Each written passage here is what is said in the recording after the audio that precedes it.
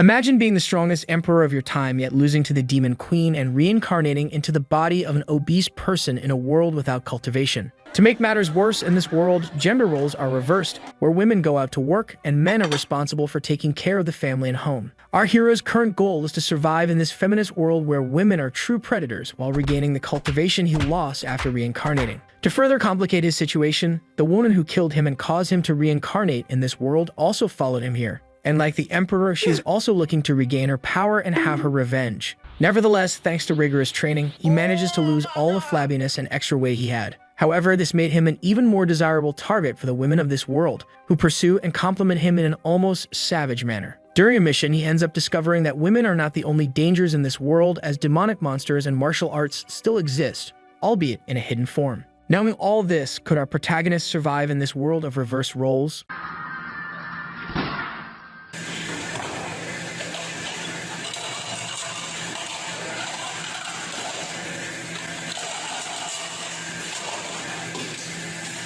The story begins with our protagonist seeing a news article on the internet stating that the daddy gun style, according to some users, is ruining male mentality, and that in the past, women were considered intelligent and capable of reaching the heavens, but this style is tearing down that image. While reading all this nonsense on the internet, our hero wonders exactly where he is reincarnated. It has been 2 days since he arrived in this new world, and he still hasn't gotten used to the heavy body. Before coming to this world, he was the emperor of his generation. Every time he visits a news site, he only finds reports of robberies. In that world, there were no cultivators, just a modern world where the concepts of men and women were inverted. The power of that demon he had fought was so immense that they lost their bodies, but he survived by sheer luck. It was a miracle that his spirit managed to travel to another world and find a recently dead body to reincarnate into. Speaking of which, his name seemed to be Lin Mo. In his memories, he was a rich kid who studied at a first-class private school. Lin had no idea if that demon had also come back to life, but either way, before recovering his strength, he needed to live as Lin Mo. For that reason, even an emperor needed to go to school.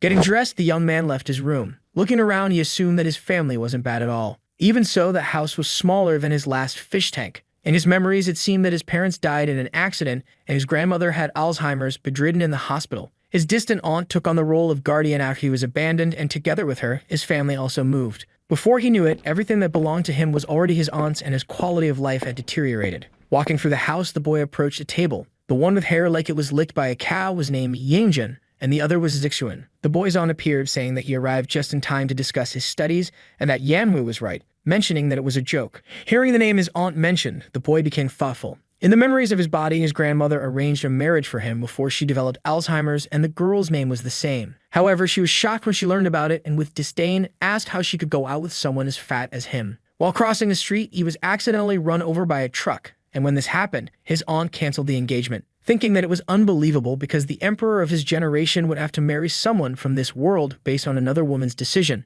Still in the kitchen, his aunt asked if he was listening. The boy said it was nothing and told her not to arrange a marriage for him again. Observing Lin's expression, the woman thought he seemed different. Unexpectedly, he appeared to have an inexplicable aura of tyranny. Then Lin sat at the table, thinking that he had no appetite since starting his diet. But so that this body wouldn't starve, he had to take it easy. Taking a piece of food, he thought it smelled good. Then his cousin asked why he didn't study abroad since his companions knew how much he expressed his love to others. Len wondered why he needed to talk to those insects when this emperor reigned for thousands of years. But as he needed to play the role of a normal person, he said he wouldn't go now because he was happy with that school. The boy said it didn't matter which school he attended as long as he got good grades. Continuing to eat, Lin thought he didn't want to talk to him. 1 hour later, the protagonist was inside a car and the person driving announced that they had arrived. His cousin, in turn, asked Lin not to get out together with him. With a look of disdain, the protagonist stared at him, leaving the boy scared by that gaze. Getting out of the car. Next, Lin was already standing in front of a building, mentioning that the architecture of that world was excellent. However,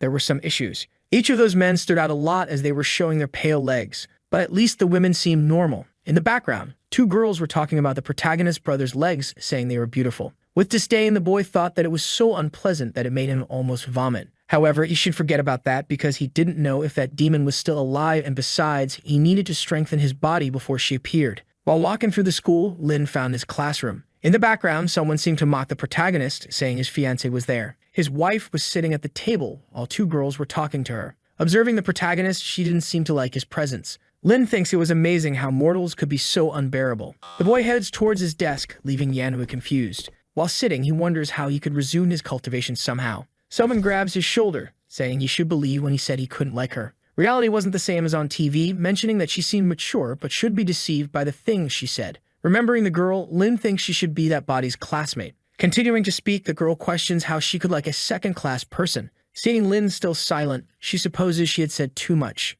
saying he still had a chance with Yanhui, who might like him if he lost some weight. Then the protagonist asks her to say what she wanted to say. The girl asks how he knew she was plotting something, and Lin mentions that she wasn't that kind to act that way. Then the girl really wanted to ask a favor, asking him to play a game with her, saying it wouldn't take long, and as a reward, she would introduce him to a girl more beautiful than Yanhui. There was a mountain that couldn't be reached alone, but she had contacts to help climb directly, so she was thinking of going during the summer, mentioning that the place was impressive at night and he would regret it if he refused to go there. Lin thinks of a rumor that high mountains attract spiritual energy, and that mountain was the closest to that region, so there was a high chance it had energy at the top. Also, it was a great opportunity for that body to lose weight by climbing the mountain. Accepting the proposal, he mentions he wasn't good at games, making her happy. The girl says there would be a match against an idiot from class 3 who loves pretending to be good, so after class, they could use the computers in the computer club. Sometime later in the computer room, the girl mentions she had reserved the room just for them, so no one would bother them. Sitting in the chair, she asks Lin to log into a user account.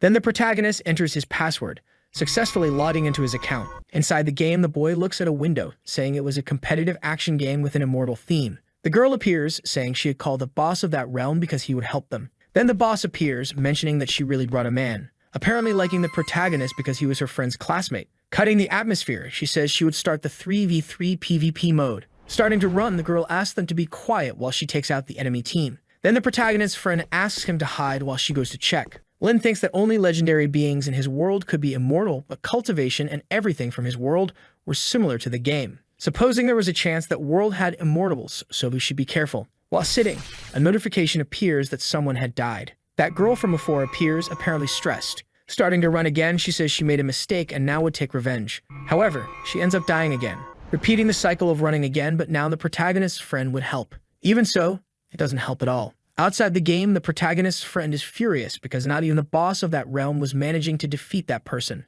telling the protagonist to be careful because Flying Feather was on the way, but Lin was completely calm. While running, the boy thinks he had developed his fighting instincts for thousands of years, capable of using them even in games. During all that, the other team was still chasing the protagonist while two girls fawned over the person playing. Then the girl says he couldn't escape her. Looking back, Lin sees someone following him. Stopping running, he thinks he was an emperor and therefore had never been pursued. Noticing that Lin had seen her, the woman quickly hides. The protagonist in turn affirms that it was a quick reaction and that body couldn't win since in that game the attacks were hard to use. Outside the game, Lin seemed to use an ability. The woman observing the protagonist mentions that he was a novice who had no idea where he was. Therefore, that was a positive point as she approached the boy. Quickly, Lin uses the keyboard and mouse, launching an attack at the woman. Suddenly, he hits her and a notification of a dead player appears. On the other side, they were surprised that the protagonist managed to win. Standing up from her chair, Lin's friend says she didn't know he was that good. Noticing him still, she asks if he is okay.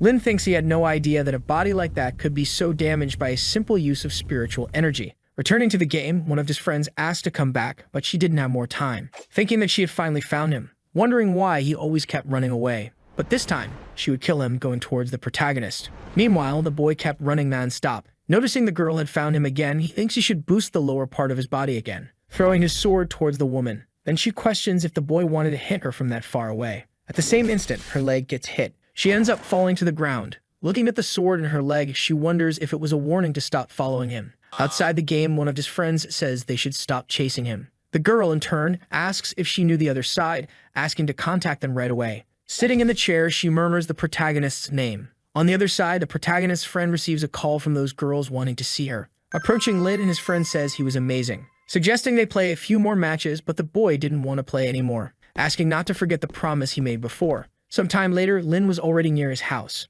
In his room, the boy lies down, mentioning that his body was very fragile. The next day, while going to school, his cousin calls him, asking him to explain to his classmates that the marriage with Yanhui wasn't real. Then the protagonist says there was no need to explain what was false. While walking away, his cousin says he was very arrogant. Inside the classroom, his friend notices his presence, asking if he knew who that girl from before was named Zhao Yutang, mentioning that, surprisingly, she was from their school. It seemed he went through a lot since he lost his love, mentioning that the girl wanted to see him and he didn't need to worry because she wouldn't do anything to a guy. But even before finishing the sentence with a threatening look, the protagonist observes him. Suddenly, he doesn't finish the sentence. mentioning that it wasn't Momo Baby. Then a girl walks towards the protagonist's table. That was Yanhui, saying they needed to clarify things and should say it was just a fake marriage. Lin's friend says she was going too far after all. Linmo was just a boy and should have more compassion. The girl questions what that had to do with anything and if she liked the protagonist. Entering the conversation, the boy says that whether it was true or false, there was no possibility of him being with the girl, asking her to leave. Yanhui says he was being very arrogant and didn't know how much it bothered her, so he should never say he was going to marry again. In the background, the boy says Lin was very strong because he hadn't cried until now, and the other guy says that if it were him, he would leave the school immediately. Then someone enters the room. That was the girl who had lost before, accompanied by 2 more people. In the background, people mentioned that was Zhao Yutang. Rumors said she caused a lot of trouble, and everyone who got involved with her left the school. Approaching Lin, the girl calls the protagonist. Apparently, Yanhui was her sister, asking if she wanted something. Then the girl calls Momo Baby, which was the protagonist's profile name in the game, asking him to follow her. Meanwhile, Lin, irritated, remains seated in the chair, thinking that he was an emperor and not Momo Baby. In the background, those 2 boys ask how he got close to Yutang and why she was calling him Momo Baby. His friend, in turn, apologizes because the girl wanted to play with the protagonist alone. He just needed to go out with her, and then he could do whatever he wanted. Leaving the room, Lin murmurs that those people were very annoying. At the door of his class, Yutang waited for him, thinking she didn't expect that Momo Baby was a man instead of a woman, stating that it was fun because in the past women fought with combat skirts, but now it has become a norm for them. Then she starts asking Lin several questions, wondering if he was the one who defeated her in that game. She orders him to find her after class as she wanted to duel with him alone. But Lin says he didn't play that game and had only won by luck, saying he was going back to class. Irritated, Yutang wonders if the boy didn't know who she was. Then the other girl affirms that it was not surprising Lin wasn't afraid of her since he had no love left in his heart because he had been abandoned. Yutang, in turn, gives the order for her to bring the boy at noon. Returning to the classroom, a group of boys ask what Yutang had sent to him. His friend says the girl had been attracted to the protagonist and just wanted to play with him alone, telling him not to worry because she would take him to Wushu Mountain on the weekend and also arrange some girls. With a threatening look, Lin tells her not to bring anyone else. Imagining supposedly illicit things, the girl feels embarrassed, saying many things and that he shouldn't be interested in her. Then another girl appears, saying that Yutang was waiting for the protagonist. However, Lin was no longer in the room. In the cafeteria, Lin was eating while people in the background mocked him, saying he ate too much. At the counter, the boy asks the server to wrap it up to go. Leaving the place, the protagonist thinks he still hadn't gotten used to that noisy world, and he shouldn't get upset because of that. In the background, someone was approaching the boy, murmuring various things about that body dying in a year, and if he wanted to survive, he should merge with her, and as a reward, she would fulfill his desires. While walking, people around observed her beauty. The woman says she had made the right decision. From now on, his 18 years of life would be part of hers, mentioning it was a pity that all the joys and sorrows he had experienced were just a drop in the ocean for her. After working hard for so long, she managed to defeat the Emperor, but it wasn't the ending she desired, and now the only thing she could do was revive the demon world. But the Emperor had many tricks up his sleeve, so he wouldn't die easily. Hence, she should be careful since he might have come to that world, affirming that this world was very interesting. She never got her father's approval in the demon world, no matter how hard she tried, just because she was a woman. Those men looked down on her and only wanted to possess her until the day she put on a mask of evil spirits, killing them so they would fear her. However, in that place, men are at a disadvantage and cultivation wasn't bad despite the spiritual power being scarce. Moreover, she was beautiful to the point that men followed her, but it had been a while since that fat boy was after her, and as a woman, it was good to be direct. Looking back, their eyes meet. The girl, in turn, asked him to stop following her because there would be nothing between them. However, our boy walks past her, ignoring the poor girl. Embarrassed, the girl thinks she should regain her strength before leaving that world, mentioning that the boys in that world were very shy, so Lin must have been embarrassed, refusing to admit he was following her. Therefore, he hadn't said anything to avoid embarrassment. Returning to the protagonist, he was apparently annoyed, wondering why that girl was following him. Noticing Lin was heading to the rooftop, she thinks he should find another place to be alone, but remembers that normal students never went there. People in that world are spiritually and physically weak, questioning if Lin was going to jump off the rooftop. However, that wasn't her business. Still, she remained bothered, remembering that the friend of the original owner of her body had also jumped off a building. Heading towards the rooftop, she thinks she would fulfill the will of that body. Arriving at the top of the building, she sees the protagonist at the edge of the rooftop. Then she tries to use an ability to immobilize him. However, she'd have forgotten she had no spiritual power. Meanwhile, Lin calmly thinks that it was quite cold up there, so it would be better to go down for lunch. Then the girl appears, asking the protagonist to wait. While grabbing his belly, Lin asks what she was doing. Lifting the boy, she asks the protagonist to come down, but she is surprised by the boy's weight, falling to the ground with him, where she ends up breaking a rib. On top of her, Lin says he didn't even have time to respond, questioning what she was doing. The girl says she was just helping because he was going to jump in an isolated place, thinking she had broken a rib because of him. Surprised, Lin thinks that the girl thought he was going to jump off the building, supposing it was because in that world men were fragile while women were strong, extending his hand to help her, asking her to control her imagination because he had only gone to get some air and had no intention of jumping off the building. Besides, he wasn't interested in her, leaving the girl embarrassed, telling him never to appear in front of her again. As he walks away, Lin thinks that woman had refused the help of an emperor without even knowing, and since she didn't want help, there was nothing he could do. Back in the classroom, his friend asks where he had been, mentioning that Yutang was looking for him and telling him not to leave after class. The protagonist in turn says it was all her fault, so she should solve it herself.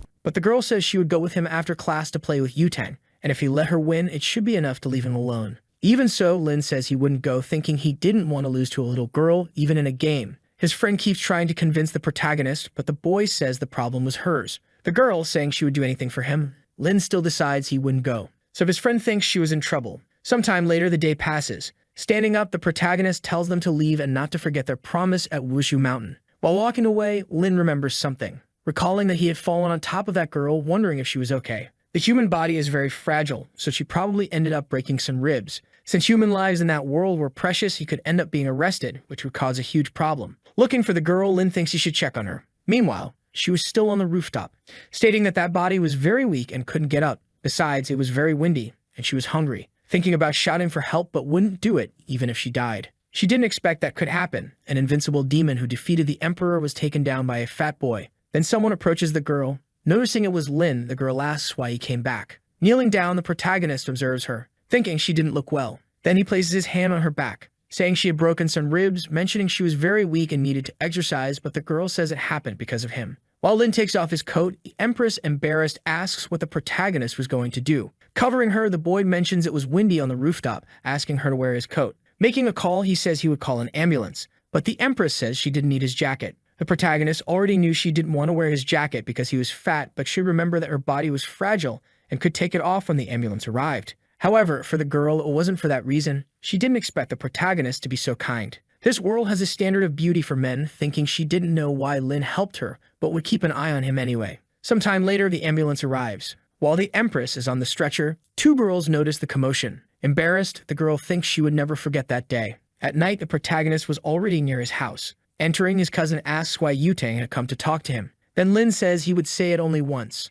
Zixuan, in turn, thinks that Fat Boy had a sharp look, mentioning he was more aggressive lately, saying that Yutang must not have gone after him on her own and must have caused some trouble. Because of that, he would ask his mother to throw him out of the house. Then Lin, questioning what he was talking about, mentions that it was his house. Zixuan, about to slap the boy, says he had asked for it. With no effort, Lin grabs his hand. While squeezing his arm, he thinks he was very weak, so weak that it wasn't even worth continuing. On the floor, the boy says it hurt, going to tell his father that Lin had hit him. Appearing in the kitchen, his father asks how he dared to hit his cousin, saying he would deal with him. But with no effort, the protagonist also grabs the man's hand, surprised that Lin Mo had grabbed him so easily. Lin in turn says he would give him advice to never mess with him. Crying, the man says he was an abuser, calling the protagonist's aunt, saying he was causing trouble. Arriving in the room, she tells them to be quiet. Staring at Lin, she thinks the boy was different, saying she didn't want to know what happened and just to apologize to his uncle. Lin in turn thinks that she was the first person to ask an emperor to apologize, saying he wasn't wrong and therefore wouldn't apologize.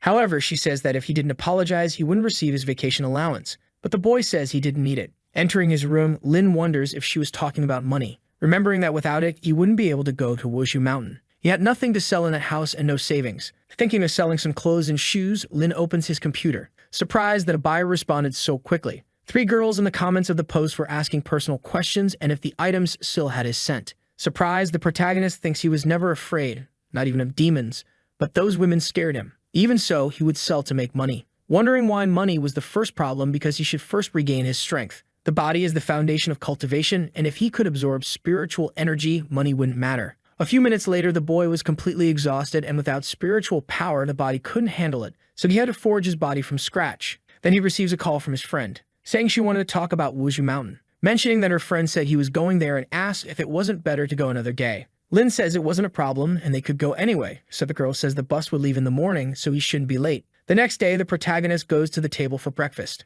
Zixuan asks why he woke up early and if Yanhui hadn't asked to go out with him, but the boy remains silent. His cousin, in his thoughts, wonders why he wasn't responding and if he was planning something, saying he could continue eating like a beggar because his bus had arrived. Near the bus, Yanhui calls the boy, saying she was scared so they should get on quickly. Inside the bus, she says Lin has been different since she rejected him, mentioning that last night he pushed Zixuan while arguing with his father. Yanhui, in turn, says she always knew it wasn't a good idea to take Lin to Wushu Mountain, affirming that he was also going, and the other girl says he looks like a whale pacifier, so he wouldn't be able to climb. Then the protagonist's friend appears, saying they were in the same class and shouldn't talk about him like that. The girl thinks she didn't expect Lin to come, but he wasn't afraid of Yanhui, so she would stay with him so he wouldn't feel alone. Then Lin appears on the bus. While going to his seat, Yanhui stops the protagonist, asking why he pushed Zixuan. Interfering in the matter, the protagonist's friend says it must be a misunderstanding because Lin was a calm person, calling the boy to the front of the bus because it had a beautiful view. At the front of the bus, she asks the driver to stop at the next stop to pick up another person.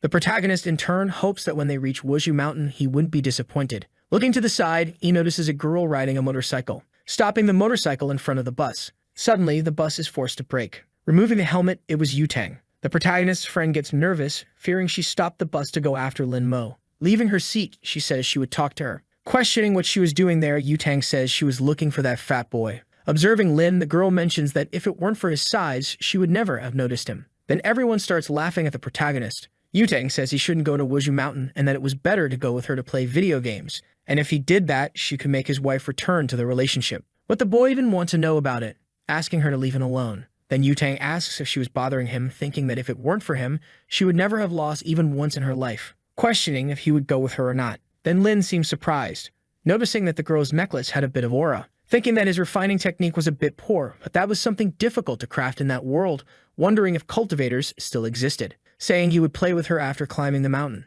Then the protagonist's friend suggests they all go to the mountain. Yutang asks if Lin was really willing to climb that place. It seems he wasn't popular and was fat, so she would watch him try to climb that mountain. Meanwhile, another guy appears, saying he has a seat next to him, suggesting she sit beside him. But the girl doesn't care and calls one of her friends to take care of her motorcycle, asking if Lin had that game because she wanted to play with him now. However, the protagonist says that if he won, he wanted something in return. Accepting the offer, Yutang says that if she lost, he would have to be her servant forever, ignoring another guy while talking to Lin. Then the other man asks Zixuan if Lin was good at games and why Yutang insisted on playing with him. Zixuan, in turn, thinks he has no idea what's going on and the protagonist is a nuisance. Back to Lin, the boy was playing that game with Yutang again. Noticing an opening, he prepares an attack. Yutang is surprised because he was attacking at high speed. Taking the hit head-on, the system informs that Momo Baby is the winner. Outside the game, Yutang still can't believe she lost, asking how he managed to have such incredible precision. But the protagonist says every move of his was calculated,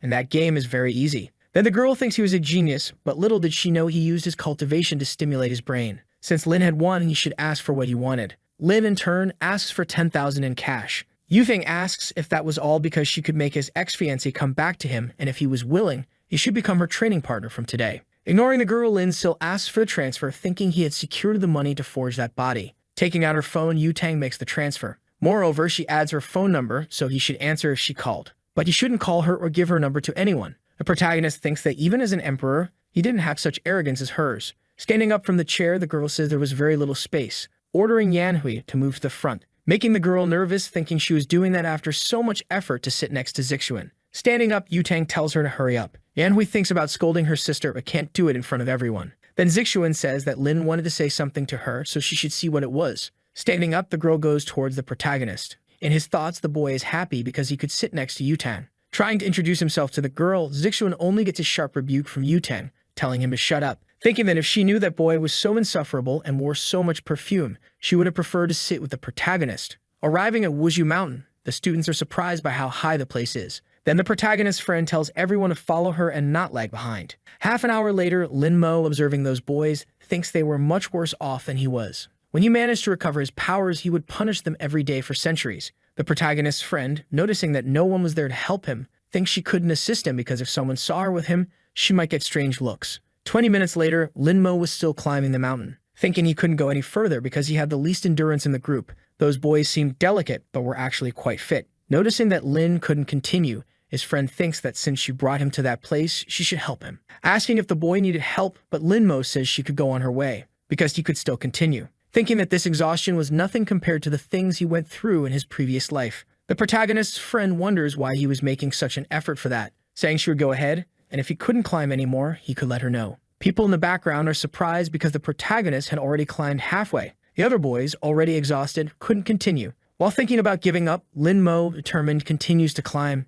Near the top, the protagonist notices a group of people returning. The other girl is surprised because he managed to get there alone and was very resilient. The protagonist's friend, saying it was very high, suggests they go back and go to a restaurant. However, Lin says they could go because he would reach the top. Irritated, his friend questions if he wanted to die, but the other girl says to just let him go. 20 minutes later, the boy finally reaches the top of the mountain. Yutang, who was already at the top, is surprised that he actually managed to climb. But it was a pity that he lagged behind most of the time, and when he reached the top, the others had already returned, and he had been alone the whole time. Looking up, the boy observed the stars. Thinking that up there had a lot of ki, although it was not enough to recover his power, at least he could start training. With this, he would get ahead of that venerable demon. As long as he had the opportunity to train, no matter the time, he would always come back up there. Then Yutang touches his shoulder, asking what he was doing, and the protagonist says he was just looking at the view. The girl thinks he is very annoying and doesn't talk much, and the protagonist, in his thoughts, asserts that in his world as an emperor, he would have killed her many times already. Then Yutang tells him to come down because that place was hers now.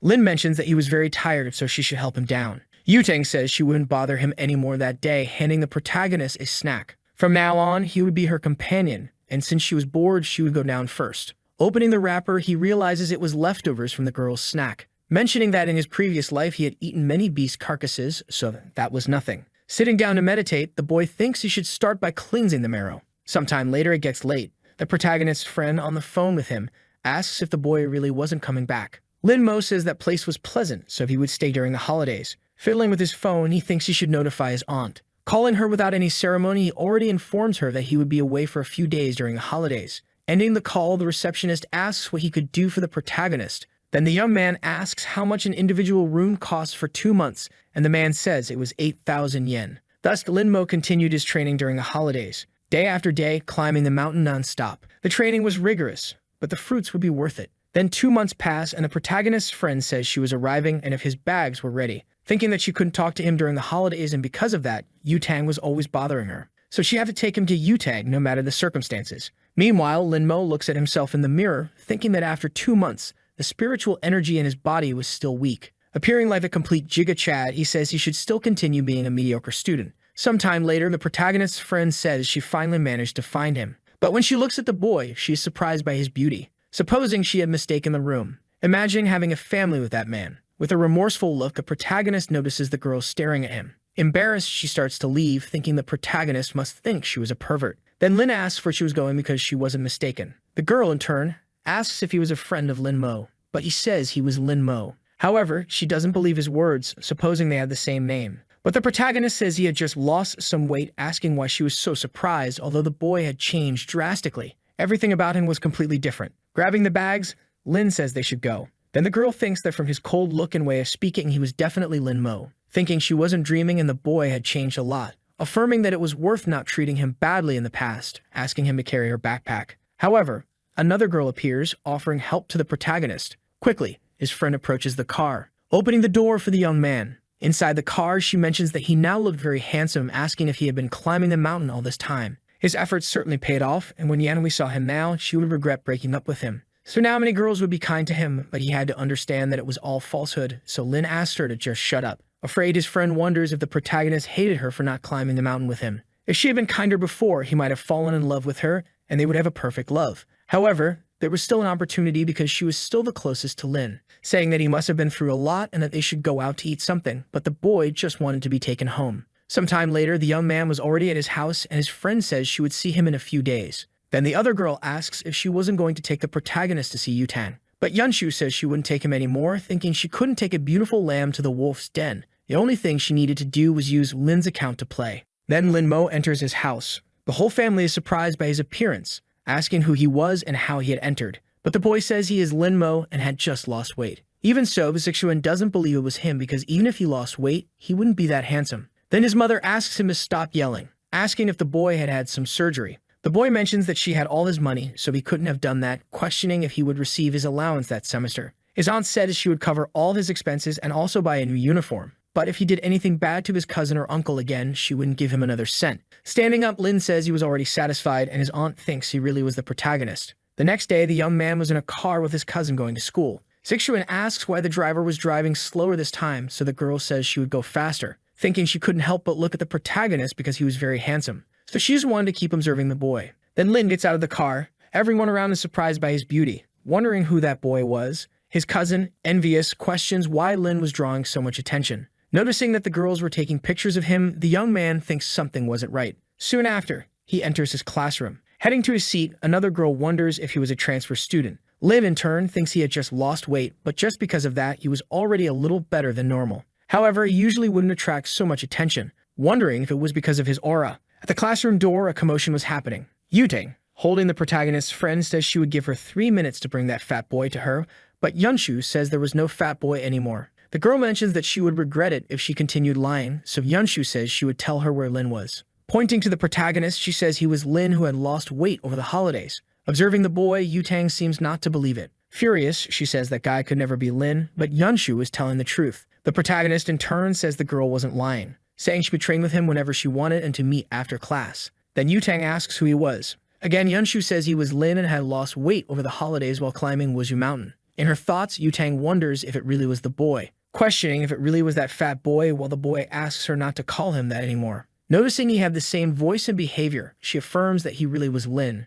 saying it didn't matter if he was fat or thin because he should wait for her after class. Yunshu says it had been someone else who had played with her before and Lin had joined just to complete the group, so the protagonist wasn't very good at games. With a threatening look, Yutang observes her, asking if she dared to say that Lin didn't know how to play, mentioning that yesterday she had used Lin's account to try to deceive her, so she was the most arrogant person who tried to do that. While leaving, Yunshu asks for a chance to explain, thinking that now Yutang would never leave her alone. Two girls appear, asking how she knew it was Lin. Even if it was the boy, he couldn't have become so handsome, so he must have had some surgery. Then the teacher appears, asking everyone to take their seats because class was about to start, saying she was curious to know how their holidays were. However, she ends up being surprised, asking who that student in the back was. Yunshu, raising her hand, says it was Lin who had lost weight during the holidays. Surprised, the teacher says he had changed a lot and must have worked hard to achieve it, asking if the boy wanted to sit at the front that semester. Quickly, a girl responds no, mentioning that Yunshu had promised they would change places with her. Another says she had grown a lot during the holidays, so she should also go to the back. Yunshu thinks they were trying to take her seat but wouldn't let that happen. The teacher, asking them to stop arguing, says the first person to change places would be Yunshu. While two girls remove her from her seat, the protagonist's friend pleads to let her stay in her seat. Another guy asks Zixuan if Lin had had surgery to become so handsome, and the boy responds that there was no other way than that. The teacher says the odd numbers would stay in the same position and the evens would change with the adjacent ones, saying that Li Jiang would sit with Lin. The other girl asks if Jiang was really going to sit with the protagonist, then the girl says it's okay because she couldn't let Yunshu have him for herself. Looking at his classmate beside him, the young man notices that he was a bit chubby and quiet, so there would be no one to bother him. Yunshu, standing at the front, cries for losing her seat. Then Lin Mo stands up from his seat. A group of girls start flattering the young man, saying they would be exhausted if they had to climb the mountain every day, and another asks if he could give some advice to her brother. Yunshu thinks they are all fake because when Lin was fat, no one talked to him, saying that unlike them, she never treated the protagonist badly when they first met. Lin coldly asks them to get out of his way. Quickly, the girls make room. Another girl says that the protagonist looks very handsome with that attitude. Noticing Zixuan getting stressed, the girl mentions that he was jealous, but it wouldn't help because they preferred Lin. Back to the protagonist, the young man was in the cafeteria. A girl waves at him, saying he could sit in her place because she had to leave, but Lin declines the offer, thinking he wasn't sure if it was safe near those mortals, mentioning that the eyes of those women were nothing less than deceitful. In the background, Yanhui questions if it was really the protagonist. Zixuan asks if she regretted breaking up with him now that he was handsome, and the girl responds that she wasn't that superficial. Another girl appears, saying she wanted to go after Lin Mo, asking if she could help her, mentioning that it didn't matter if he had surgery or not because she always liked him for his personality. Then Yanhui calls her a hypocrite. Hearing what she said, she thinks hypocrisy was thinking that was surgery, and if she could get those beautiful legs of Lin's, she wouldn't care if they were fake or not, saying she would go after the boy alone. Meanwhile, Lin Mo was walking through the school. Then Yanhui appears, saying she was there to apologize for everything, mentioning that it had been sudden for her, and she still didn't want to get married. Accepting the apology, the protagonist walks away. Asking Lin to wait, the young man questions if she had more to say, affirming that she really felt sorry for everything she had said. Lin continues to walk, making Yanhui wonder why he was so cold, supposing she might have been the reason he changed so much. Outside the school, Lin Mo hopes no one is on the rooftop. While walking, he encounters the girl whose ribs he had broken, wondering if she wanted to steal his spot on the rooftop again. Looking back, the girl notices that Lin has been following her for some time, mentioning that he looked like the protagonist, but that man was more handsome. Then Lin walks past the girl, feeling relieved because she thought the young man would talk to her, questioning if he was also going to the rooftop. Catching up with the boy, she notices he was climbing the stairs. Quickly passing him, she heads to the front. Noticing that the girl was in a hurry, he wonders if she really wanted to steal his spot, questioning how a mere mortal wanted to do that. Their eyes meet, and each perceives the other's intention. Quickly, they start running to secure their places. The girl thinks the protagonist was very annoying, questioning if he shouldn't behave like a gentleman. Also, how could he run so fast, mentioning that she wanted to give him an advantage, but if she lost, it would be a disgrace for the women of that world. Meanwhile, a girl watches the commotion. Back to the two, the girl asks why Lin was running, and the young man asks the same of her. Then she questions why he wasn't running after her, but the young man says he would never do that. Irritated, the woman says not to talk to her like that. A boy like him who didn't care about ladies could never get married. Lin Mo wonders how an emperor could think about marriage, a man of high status from a generation of great emperors, responding that she wasn't kind either because she was fighting just for the rooftop. Arriving at the rooftop door, they block the entrance. Suddenly, they start fighting to see who gets there first. Lin, in turn, thinks he would have to use brute force to clear his path, which ends up with him grabbing the girl's chest. She ends up feeling embarrassed. The protagonist, also embarrassed, feels that sensation, quickly reaching the rooftop first, saying that from now on, that place belonged to him. The girl questions how he dared to do that and if he knew who she was, mentioning that just now he had done that. Saying he had touched her, the protagonist approaches her, giving a slap to the poor girl, affirming that she had touched him first, thinking that he almost forgot that men in that world were fragile and couldn't act carelessly. Then the girl calls the protagonist shameless. Taking out his phone, Lin says if she didn't leave, he would call the police. The girl, in turn, says she was already getting angry. Recording the woman, the young man asks her to say what she had said before, but then she seems to remember something, recalling that women who hit men in that world were despised. And if she were caught doing that, she wouldn't be able to attend that school anymore. Thinking that he had taken advantage of that to hit her, even if he said it to someone, it was certain that the one who would be believed was the protagonist, saying that this time he would leave, but next time he wouldn't lose, claiming that it was very complicated to deal with men. Lin thinks she was happy to have gotten out of that situation, mentioning that the girl was very annoying. Remembering that there was an update on the news from this morning, she grabs her phone.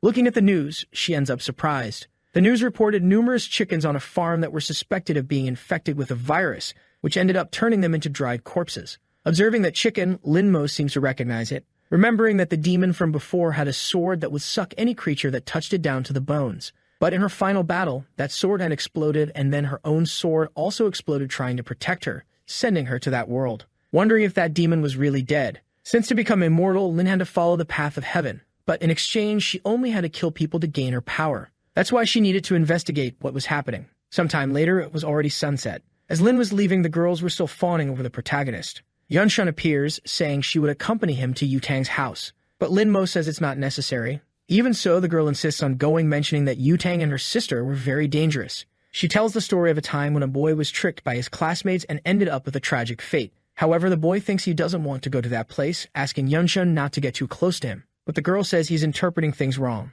Entering, she's surprised to ask if he wouldn't see Yutang again, and the boy says he has more important things to do. Yunshun questions if he didn't know that she had been looking for him all summer, and the young man says they would discuss that later. The girl, in turn, asks him not to worry because she would explain everything to Yutang the next day, remembering that if she helped him, Lin might end up thanking her. Meanwhile, the young man was in a car, thinking that the farm was outside the city, and if that demon was there, he would eliminate her even if it damaged his soul. Sometime later, Lin Mo arrives at the location, thinking that he still had little soul left, but it would be necessary to use it. He apparently starts to use some magic. Looking at a house, he notices demonic Kai, thinking that it was extremely strong, assuming that demon had really survived. Looking to the side, he notices someone approaching. A person says they had seen the protagonist from afar. Taking off a helmet, it was Yutang asking what he was doing in the middle of nowhere. Lin, for his part, wonders how she got there, thinking it couldn't be a coincidence meeting in the middle of nowhere. She says she called a taxi to take her home, but on the way, she realized it was taking her out of the city, so she decided to get out of the car.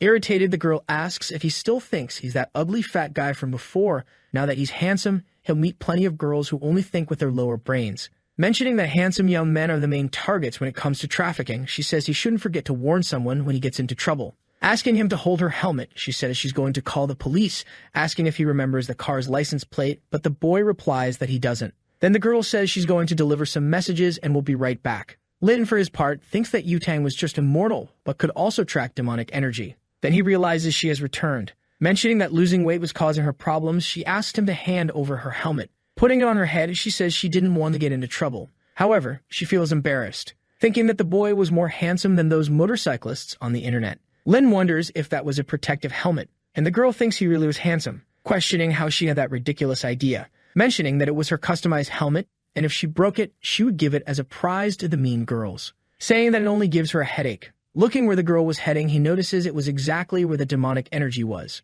As he was worried, he would go see what was happening. Returning to Yutang, the girl seems to pass through a place she shouldn't, where an old woman notices her, questioning who the girl was looking for. Quickly, Yutang pulls out a gun, saying she had a lot of courage not to run when she saw her. Desperately, the woman says she shouldn't place a prank because it was against the law. Then Yutang asks if she knew the demon cultivator's law, but the woman says she was just a chicken farmer. Stealthily, she draws a dagger from her sleeve. Yutang, perceiving the woman's intention, fires her weapon. With her arm bleeding, the woman begs not to be killed. The girl mentions she was a good actress, but would have to be better to deceive her, using a spell that turns her weapon into a sword. Even so, the woman insists she was not a demon cultivator and had nothing to do with that incident. Yutang says she is now only capable of refining chickens, but in the future could be refining people, mentioning she had little cultivation time, but was better than a monk. Then the woman asks how she didn't notice that, saying she would go further if she refined her. Yutang says that was encouraging, quickly advances on the demon, stating that the result wouldn't change,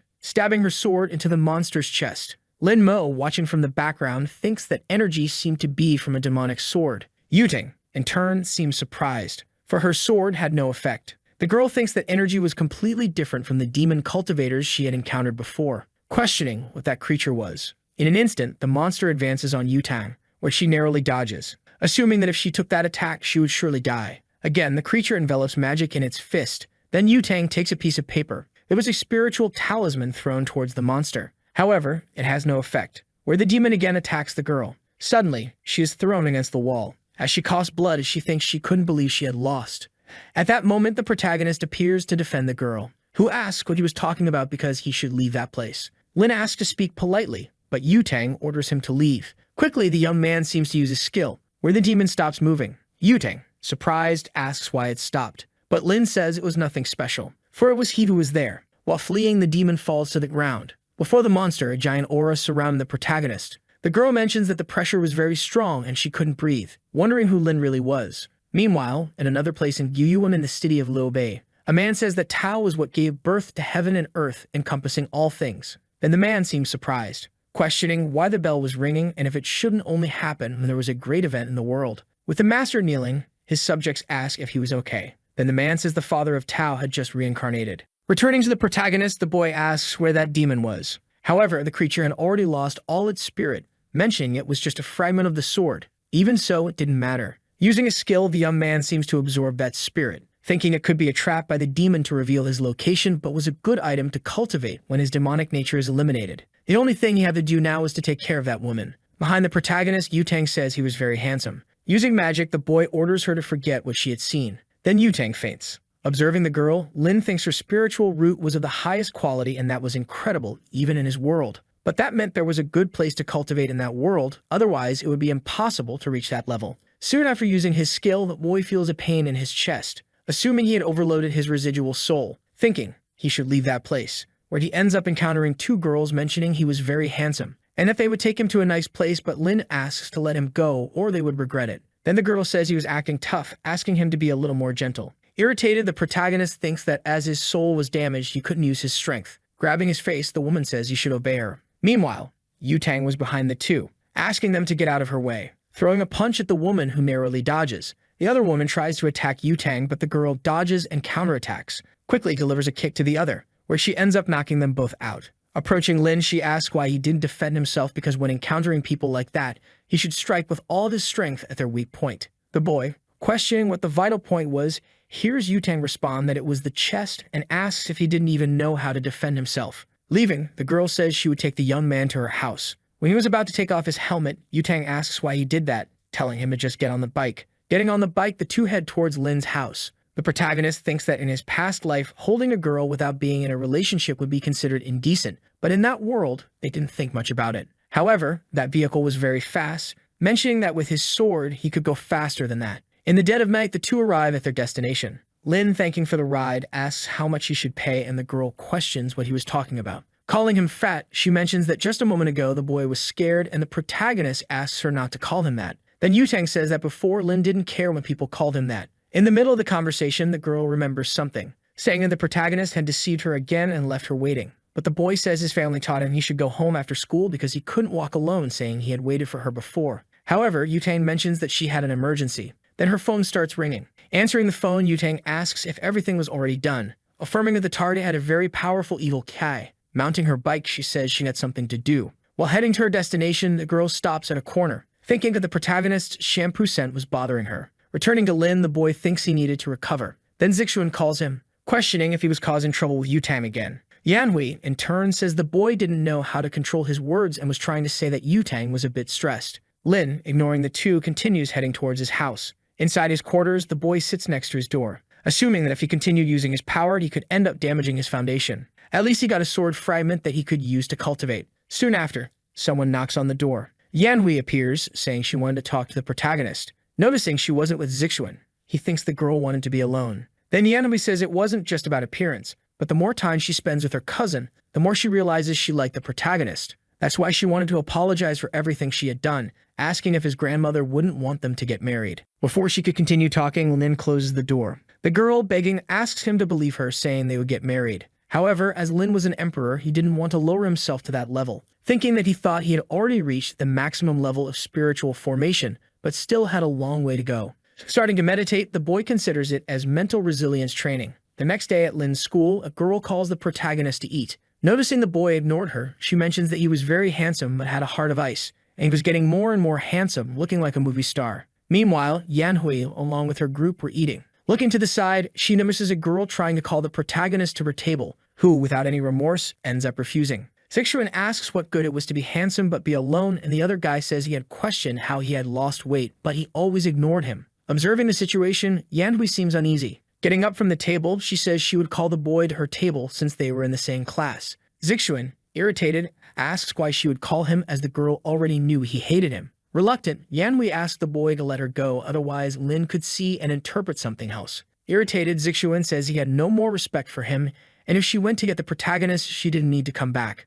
However, the girl thinks that if she could have Lin Mo in her arms, she wouldn't regret anything in her life. Meanwhile, a group of girls was bothering the boy, who wonders why all those women were disturbing him. Then Yutang calls the protagonist, ordering him to immediately go to her table. The boys, observing the commotion, suppose that Yutang supposedly liked Lin. Yanhui, desperate, thinks that girl was the worst who could take Lin's attention. The boy, in turn, can't believe that woman was still calling him fat. Looking to the side, he finds that girl from before. Quickly, he starts walking, remembering that there was a possibility of her stealing his place on the terrace. As the young man walked, Yutang noticed the boy in a hurry. The girl next to her said that Lin had become very arrogant after becoming a bit more handsome, asking who he thought he was. Furious, Yutang sent a message to the boy saying she would kill him after class. Back to Lin, the boy was approaching the terrace. However, that woman was already in his resting place, saying that since she arrived first, Lin should leave. Refusing to leave, the young man mentioned that he had won the race before, so that place belonged to him. The girl said she had let him win because he was a man, asking if he thought she would lose.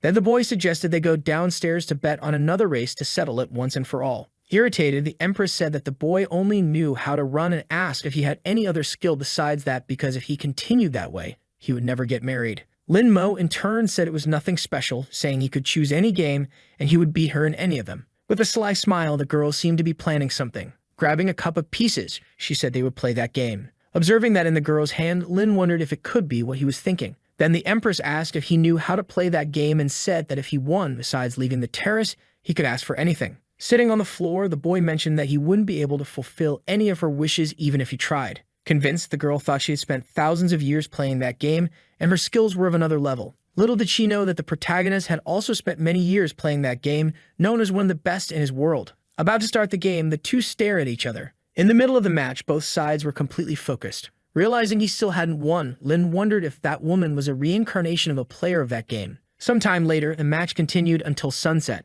The girl, observing the situation, realized the match was uncertain, and if she wasn't careful, she could lose. The boy said that if she didn't know what to do, she should give up. However, the Empress mentioned that classes were over, so he should feel proud to have reached that point and therefore should go home. Right after, Lin's phone started ringing. Thinking he could never give up and would only leave that place with a victory. The girl, in turn, couldn't stand the noise of that phone anymore. Taking a picture of the board, she mentioned they could continue the match the next day. However, when she was about to get up, she felt a shock in her leg from sitting for so long, where she unintentionally fell on top of the protagonist. Lin, in turn, felt a very cozy sensation. A moment later, the girl was completely embarrassed, saying she couldn't believe it. Then Lin slapped his forehead, saying that next time she should keep her magical spheres away from him or he would call her a pervert. The girl thought it was already the second time he had hit her, and when her strength returned, she would make him regret it. But during the night, she would study tactics to win her match. Outside the school, Lin Mo picked up his phone to answer the call, realizing it was Yutang calling him. Furious, the girl questioned why he didn't answer and where he was, ordering the boy to go to the school gate. The young man thought that Yutang spent most of her time at school playing games and even so had a high level of cultivation, so he would find out today what her secret was. Near the gate, Yutang asked why he took so long, questioning the reason for staying at school after skipping all classes. However, he said he was just sleeping, leaving the girl surprised, saying she had come to pick him up for a rematch in that game. Handing him a helmet, she told him to get on the bike. A while later, the two arrived at Yutang's house, and the protagonist was surprised that the place was so big. As they walked through the house, Yutang asked him not to touch anything. Looking around, Lin Mo thought that the only thing in that place was games and there was nothing about cultivation. The girl, in turn, questioned if the boy wasn't worried about being in that place, because a woman had invited him to her house and the boy didn't ask anything. Then the protagonist asked if she intended to do something to him. Mocking the boy, she mentioned it was a good idea because now he wasn't fat anymore, and it wouldn't be a bad idea. Without any compassion, the boy struck her in the belly, ordering her not to touch him. Seeing the damage he had done, the young man thought he didn't know that martial art was so good because it could knock out a cultivator in seconds. Getting up, Yutang said she was just kidding, but the protagonist said he didn't like that. Irritated, the woman announces that they will play more than 300 rounds, thinking she would defeat the boy and make him pay for everything he had done. Sometime later in the game, Lin Mo wins a round against the girl. Then he wins 2 more times. That cycle continued countless times without a single victory for the girl. With her head down, Yutang realizes she is losing 47-0. Standing up, the boy mentions he needs to go. Stealthily, he seems to place something under her table. Asking for one more game, Yutang says he could stay at her house, but the young man says they will continue another day. Saying she would take him to his house, Lin Mo responds that he will take a taxi. The thing the protagonist had placed under the table starts to fall. Seeming to come to life, it begins to move. Meanwhile, in some building, Yanhui in her room was thoughtful about Lin skipping afternoon classes, wondering where the boy had gone. Then she receives a call. Someone asks her to check the group messages because something unbelievable had happened. Looking at the messages on her phone, she sees a photo of the protagonist with Yutang. Irritated, the girl starts knocking everything off her desk, questioning how she dared take her Lin Mo to her house, wishing that woman would have a motorcycle accident. However, cursing her wouldn't help anything. Then a purple crystal asks if she wanted revenge. Looking around the room, she asks who was there, asking them to show themselves. However, the crystal says its identity is irrelevant. Then a malicious face appears, saying it could do whatever she wanted. Yanhui, in turn, asks if that monster was a witch from those novels. Embarrassed, that creature thinks the woman had nothing in place of her brain, saying it was the #1 divine sword of the immortal world that ended up shattering, and if she helped it recover, it would make her immortal. Without even thinking, Yanhui accepts the proposal, asking for help to become immortal. At that moment, that creature seems to cast a spell on the girl. A purple crystal appears on Yanhui's forehead, and the monster orders her to open her mind, letting it merge into her body. Asking why she didn't feel any power, the spirit questions what she desired. Suddenly, the girl asks to be taught hypnosis, and the monster mentions there were countless skills like that. In her thoughts, Yanhui supposes that with that skill, Lin Mo would be entirely hers.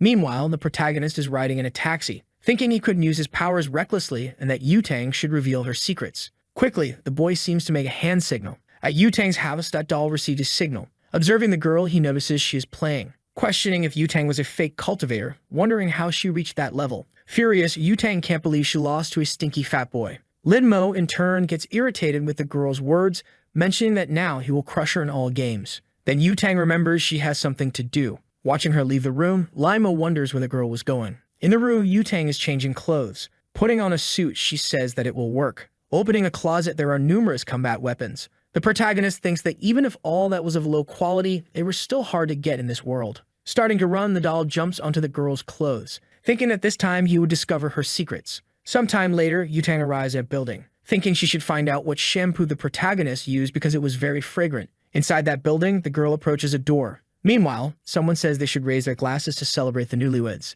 In that place, a wedding was taking place, and the woman mentions that the bride will give a speech. Taking the microphone, the woman thanks all the people who came despite their busy schedules. Meanwhile, Yutang sits in her place, thinking that now she just had to wait for everything to end. After a while, the other woman declares that the wedding ceremony between Linyu and Xiuxiu is over, and now the party could begin. Returning to the two newlyweds, his wife asks if he was very tired, but the man asks her not to worry because he just needed to change clothes and drink something. While they were talking, someone approaches the two lovebirds. It was Yutang standing in front of them. Seeing who it was, the boy becomes desperate.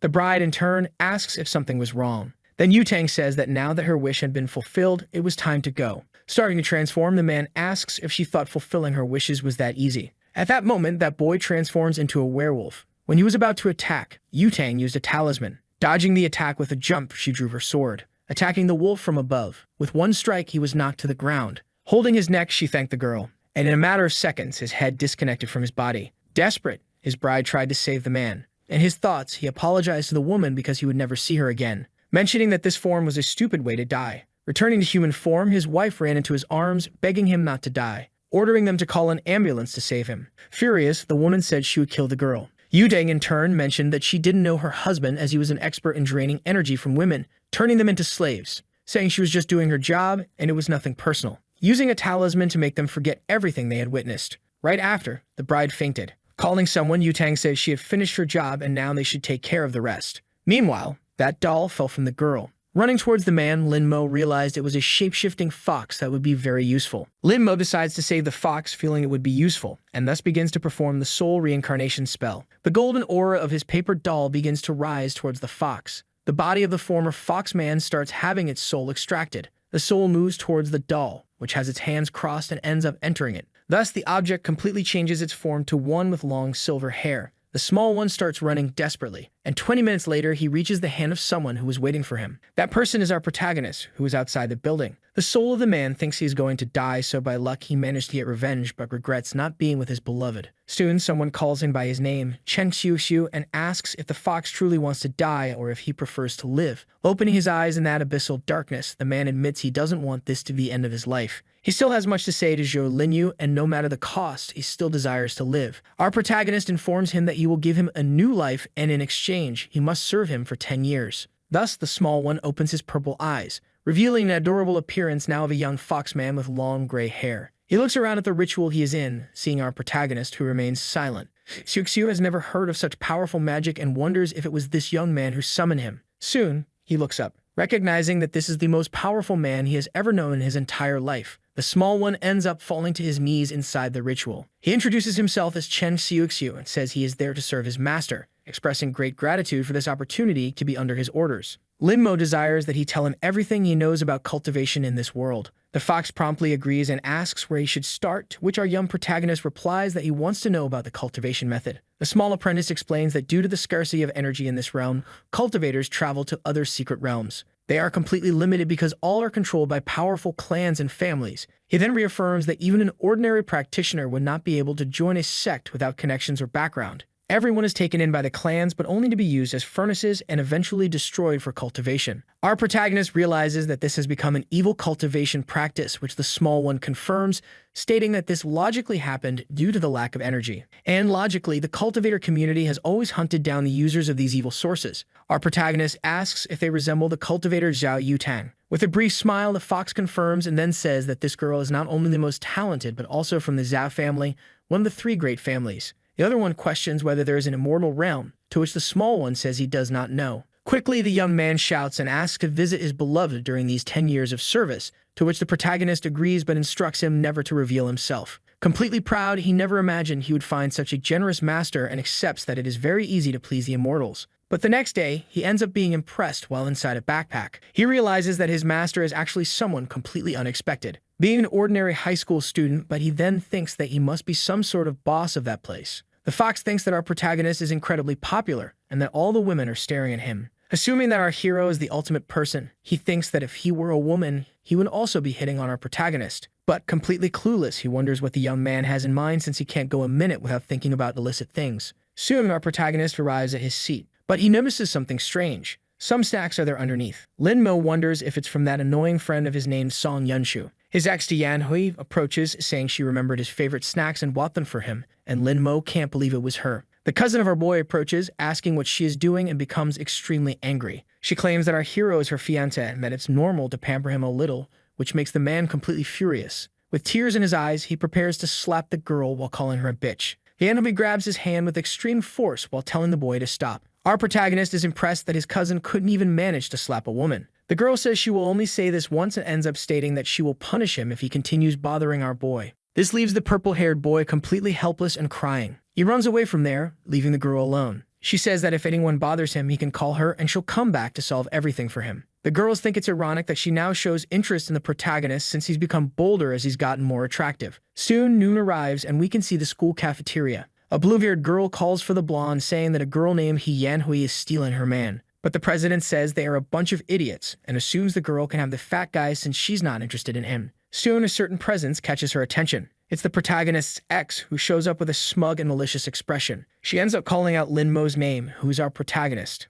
thus inviting him to eat with her. The blue-haired girl thinks she's trying to provoke and therefore tells Yutang not to take it seriously. But with extreme brutality, the blonde says that if the protagonist annoys her, then she will give him a beating. Soon, anger appears on our hero's face. Thus, he leaves the area with his ex, who is convinced she can win him over. He can't believe he lost his temper after so many years of cultivation and thinks he still has much to learn. In his pocket, the small fox thinks his master is truly incredible, since even someone like Zhao Yutang is jealous because of him. Furious, the girl asks if the boy really complained about her, but the blue-haired one just says to ignore it, since she can't hit a boy. She decides to forget about the fat guy and then starts thinking about the girl since she's being very bold. Our protagonist finally reaches the school's ground floor. The dark-haired girl, while eating a pastry, tells him to hurry up. Our protagonist notices the immense hostility and reflects that she must be angry about the previous day. He sits down and then makes his first move in the game. She knew that our protagonist would make things difficult for her, but still she had already thought of a solution before any of this happened. Impressed, he admits that the girl is really good at this game. But suddenly, his stomach lets out a hungry growl. With the bag in hand, he stares at her with a somewhat blank look. Then, he opens it, revealing a lunchbox inside. He ends up breaking his chopsticks to start eating. The other one assumes that this is a matter of respect as he is eating instead of playing, but our protagonist excuses himself, saying it's lunchtime. She thinks that if he keeps this up, soon enough he'll be fat again. But soon a question arises about the fat guy who was here on the terrace. Our protagonist says he has never seen anyone of that profile around. Angry, she admits that just thinking about that boy makes her ribs ache because of his weight. But her expression quickly changes to surprise when she sees something on her phone. It's a picture of our protagonist being posted in the girls' group, thus realizing that our protagonist was, in fact, the fat guy she had known before. With red eyes, she says she asked a question. Recalling and showing the protagonist's picture, questioning if he truly doesn't know this person from the phone. With extreme shamelessness, the protagonist says he has never seen someone so fat, to which the girl gets irritated, saying Linmo is a terrible liar. But she understands that he doesn't want to talk about the past, so she says he doesn't need to worry since she didn't ask for that reason. Soon, she starts rummaging through her bag, revealing that she washed his blazer, though thinking it might not fit him anymore given his current physique. A light appears in his eyes, perplexed by this gesture. Soon, he collects the garment while remaining completely stunned. Quickly, the young woman stands up, accepting it as a tie and saying that he is really good at the game. Our protagonist states that few people are his equal, but she was one of the few who managed to surprise him. The girl states that from now on, their fight is over, but ending it this way leaves the protagonist in silence. Quickly and with conviction, he ends up calling her, saying it would be better to have a best of three and decide a winner. With a cheerful smile, she accepts his proposal and then reveals her name as Han Xinyi. Our protagonist is surprised by this name at first, but then reflects a little. His small fox ends up jumping out of his bag in surprise. It's astonished that he is so powerful that all the women throw themselves at his feet. But our protagonist reveals he has a question, which is about where the resources for his demonic cultivation come from. The little one promptly replies that they come from the Dark Gate network. The items are protected by the Shadow Clan, which is primarily responsible for the protection of both demonic cultivators and members of other families. But they can also sell them to people of good nature, as long as you have money. Our protagonist is surprised and then asks how he managed to get money. The small fox responds that he completed several assassination missions but ends up saying that the quickest way to get money is by finding a sugar mommy. He assumes that his master doesn't even need to work since a sugar mommy would be the best option for him. But quickly, the protagonist's hand flies towards him, grabbing him while the fox squirms, saying he shouldn't have said such things.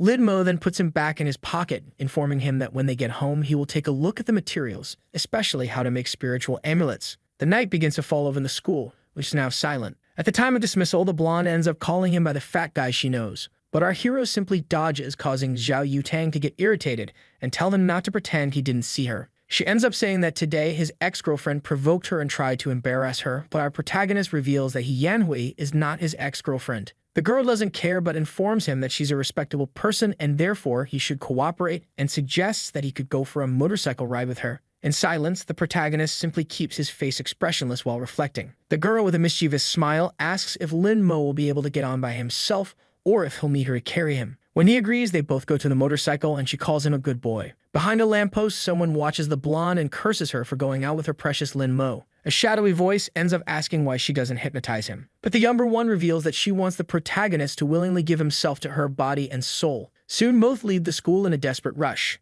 The protagonist notices this and says that Yutang is going too far. With a mischievous smile, she says he's too naive for believing the words of a woman. In a broadly suggestive manner, the protagonist asks if she's really interested in him, leaving her blushing and confused. The motorcycle comes to a sudden skid stop. With a red face, she asks if she hasn't made it clear enough that she isn't interested in him, to which the protagonist asks if she really doesn't want him. The girl tries to refuse with all her might, and the protagonist just accepts, saying that they're just colleagues, so she shouldn't get too involved with him. Yutang ends up revealing that there's a line of people wanting to be her boyfriend, and even so, if it weren't for the games, she would have never looked at the protagonist. In our young protagonist's pocket, the small fox thinks his master is truly surprising. He wonders when he placed that paper doll on her, and moreover, how he did it with a normal of 4 sheet. Sometime later, we can see our dear protagonist's house. He thinks about the Dark Gate network. Soon after, he calls for his small companion, who jumps onto the table. With quick clicks on the keyboard, he confidently says he will access the Dark network as quickly as possible. Thus, he keeps hitting Enter forcefully and manages to gain access.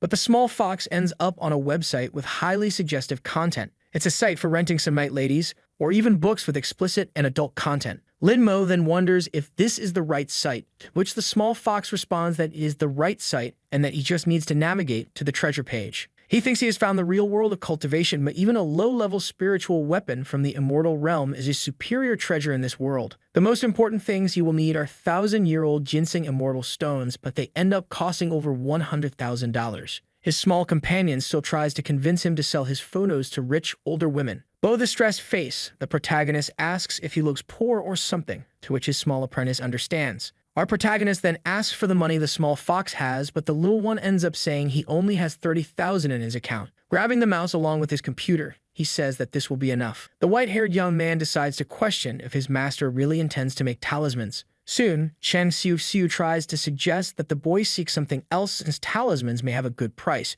but they are difficult to make and the materials they have are of low quality. Our protagonist informs him that he will only make low-level talismans to sell them, so he tells him not to worry about anything. Shortly after, he moves away, instructing him to return to training, and his small apprentice thinks that with these materials, they will only be able to create junk and useless things. The next day, we see Lin Mo now wearing an outfit that hides his identity along with a mask and glasses. A man in a van asks if the delivery is for him, to which he responds as the white fox. Thus, the large box is handed to him, and the delivery person asks for a 5-star rating for his excellent service. The young man assumes that this is truly a fast delivery service, so he considers leaving a rating. In his pocket, his apprentice informs him that the Shadow Clan has a business network that rivals even the big families. Soon after, we see a few minutes later where the protagonist stares at 2 papers on his desk. The small white fox wonders if he really intends to make these talismans. He has heard that the talisman masters of the great family spend years training before they even start, and even then, only 30% of them succeed. Our young protagonist sighs while closing his eyes. Shortly after, he begins drawing the symbols on the paper with extreme agility. Quickly, he announces he has finished the dragon talisman, which surprises the small fox. He thinks it's impossible for him to have drawn the symbols in an instant and especially to have made 2 at the same time, and he swears he saw a dragon appear out of nowhere. Our protagonist tells him to stop making noise as these are low-quality talismans. Moreover, it's a pity that he only has enough spiritual power to make 2 and admits he needs to buy more spiritual stones. Soon after, Lin Mo goes to put these items up for sale and lists them for $500,000. But he is quickly surprised after posting, because the bids start rising anonymously but quickly. His companion informs him that talismans sell very well and that great cultivators and even ordinary people use them, which is why they are considered high quality. Soon, our protagonist realizes that something might have happened with his paper doll. Observing closely through the doll's vision, he notices that the blonde is also on the dark network, looking at something strange. With eyes full of dark circles, she remarks that investigating a kid who went missing is really exhausting. Until suddenly, she sees the listing for the high-quality talisman, along with the invisibility effect, which seems quite convincing. She assumes it's a good time since she doesn't know this demon, and it's better to be prepared to watch him if necessary. Our protagonist thinks that a spiritual stone might be useful, and moreover, a missing demon is truly strange, and he wonders if it could be the venerable demon. We then see the next day at school, precisely during lunchtime. Our dear Lin Mo climbs the stairs until he is interrupted by three boys. They end up insulting him and asking how he dares to disguise himself to get the girl's attention, but that on the inside, he's still the same trash. Our protagonist keeps his expression dark and neutral while looking slightly down. His ex-girlfriend says she's enjoying this hypnosis more since it's giving her an unbelievable opportunity. But with an arrogant and especially threatening look, the protagonist warns them to get out of his way, which irritates the people in front of him. The boys, unconvinced, ask if Lin Mo has lost his will to live and then decide that they will kill him at that very moment. But before he could hurl more insults at the protagonist, he was caught by his massive hand. Our young protagonist pushes him against the wall in a single brutal move. The impact was so powerful that it knocked him out, and with an irritated look, our protagonist glances to the side. He sees the two other goons looking horrified, questioning if he really desires death. His ex thinks this is the moment to intervene and have the protagonist in her arms. But quickly, a black-haired girl steps in front of her. She shouts for them to stop tormenting him. It's the board game partner the protagonist met, and she immediately questions what's going on there. The beaten and crying boy lied, saying they just wanted to be friends, but Lin Mo pushed him and punched his nose. The young woman questions if that's really true, since there's no way of knowing if the boy is lying. Soon after, the protagonist's ex insults the girl, saying she ruined her moment. She then pretends to have just arrived and asks if her protagonist is okay, claiming she heard there was a commotion and rushed over. She asks if it was the girl who did it, and then thanks her. She adds that one day she'll treat her to lunch to properly show her gratitude. She then grabs the protagonist's hand and asks him to leave with her. But promptly, the black-haired girl holds her hand. With a confident tone, she says that this is truly detestable, as a woman should not take advantage of a defenseless man. With a malicious and angry expression, the ex-girlfriend tells her to stay away and not meddle in her affairs, as it's the best she can do. The protagonist tells her to let it go since they can leave now. He realizes she's losing control of the protagonist, so she tries to use her hypnosis. But the hypnosis is promptly nullified and doesn't work on our hero. The demon accompanying her informs her not to use magic for the rest of the day, as he has a bad feeling. The black-haired girl states that she heard the younger girl had dumped the protagonist. She then walks past her, making her angry by saying she pities her. But the brown-haired girl stays rooted to the spot. Trembling with anger, she can only think of how unpleasant this girl is and calls the protagonist a shameless dog for not obeying her orders. Later, after classes, we see the protagonist arrive at his home. He is in front of the computer with his small companion. Ken Xiuxiu then mentions that someone offered 2 spiritual stones and a lot of money, understanding that this person really knows how to do business. Our protagonist realizes the offer is from the blonde girl and wonders if she is a member of the Phoenix Group, adding that it could be a trap. Lin Mo comments that his companion had told him that the Phoenix Group was responsible for eliminating demonic cultivators, so there's no reason for them to be involved. But the small fox reveals that a trap isn't necessary, as the Dark Gate network already cleanses demonic cultivators daily with the help of the Phoenix Group. Then a small notification pops up on his computer. He notices that the chosen meeting point is Fangtong Station, a seemingly ordinary place. Even so, just to be safe, he goes disguised as usual. His small fox is perplexed, knowing that none of this is necessary, as the site and the delivery are completely secure. The next day after classes, the protagonist successfully completes the delivery. He calculates that after the 200,000 commission in cash,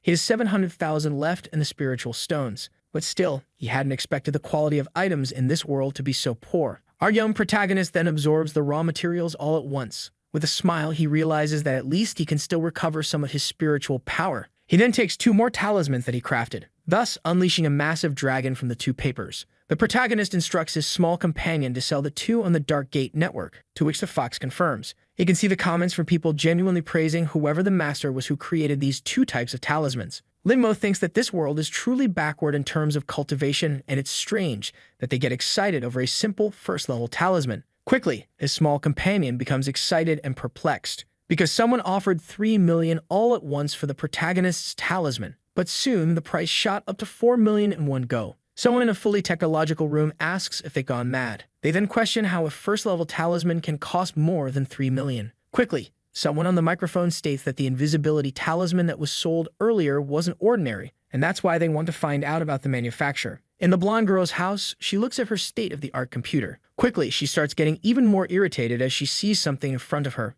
Yutang then clicks her mouse once, thus adding another million to the talisman auction. Our protagonist simply watches the prices rise with his arms crossed. He had to cover his small companion's mouth so he wouldn't cause any disturbance. Quickly, the bid reached a peak of 15 million in cash. The comments are from people wanting to make an offer to the protagonist and especially asking if they can meet. Our young hero realizes that this is all dangerous, so he decides to disappear for a while, since all the cultivators in this world will probably come after him. But at least he'll get something good out of it, and decides to check on the progress of the blonde girl who was betting in the auction. Sometime later, we see the girl's house. Our protagonist notices that she's still investigating the disappearance of the boys, all of them being virgins, and it seems to have something to do with the Demon King. Looking at the screen, he notices that Yutang is conducting real-time surveillance. But at the same time, our boy feels a bit uncomfortable with it, as he didn't know she was into this kind of thing. She becomes tense upon seeing such ugliness on her computer screen and ends up slamming the table, saying that the boy is horrible and that not even his hairstyle can save him. The horrendous person then decides to search the internet for something, looking for tips to look better in photos.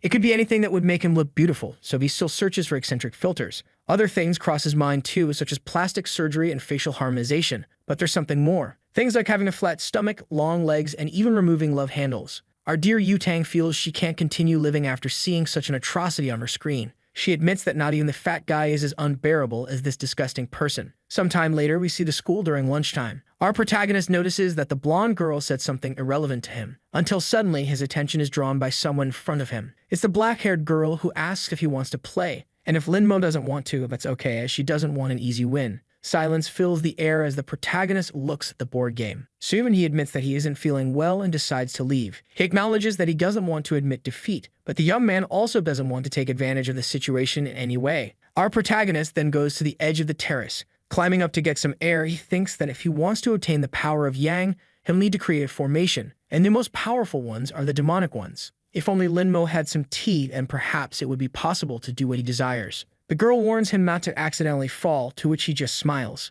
Our protagonist then walks toward her, humming softly. But Yanhui, who had been watching everything secretly, becomes even more irritated. Soon, our hero is stopped as he's leaving the terrace. It's the brown-haired girl who is extremely angry at him. Our young protagonist promptly asks what's wrong with her, to which she tries to speak with a dark expression on her face. But Han Xinyi, who is with the protagonist, tells her to stop bothering him. Then the younger brown-haired girl tells Han Xinyi not to dare touch her man, as he belongs to her down to his nails and teeth. Yanhui turns and tells the girl to just wait, and she'll see her painful death. Linmo watches her leave, wondering to himself when he became hers. Sometime later, as night falls, we see the protagonist's ex-girlfriend's house. As she takes a stressed-out shower, Yanhui thinks and admits that she underestimated our hero. She thinks she should have pursued him from the very beginning, but she assumes that this time he will belong to her completely, without any hesitation. With a psychotic expression, the girl decides she will hypnotize him tonight to make the boy her obedient pet from now on. Her aura spreads through the air until it reaches the protagonist's house.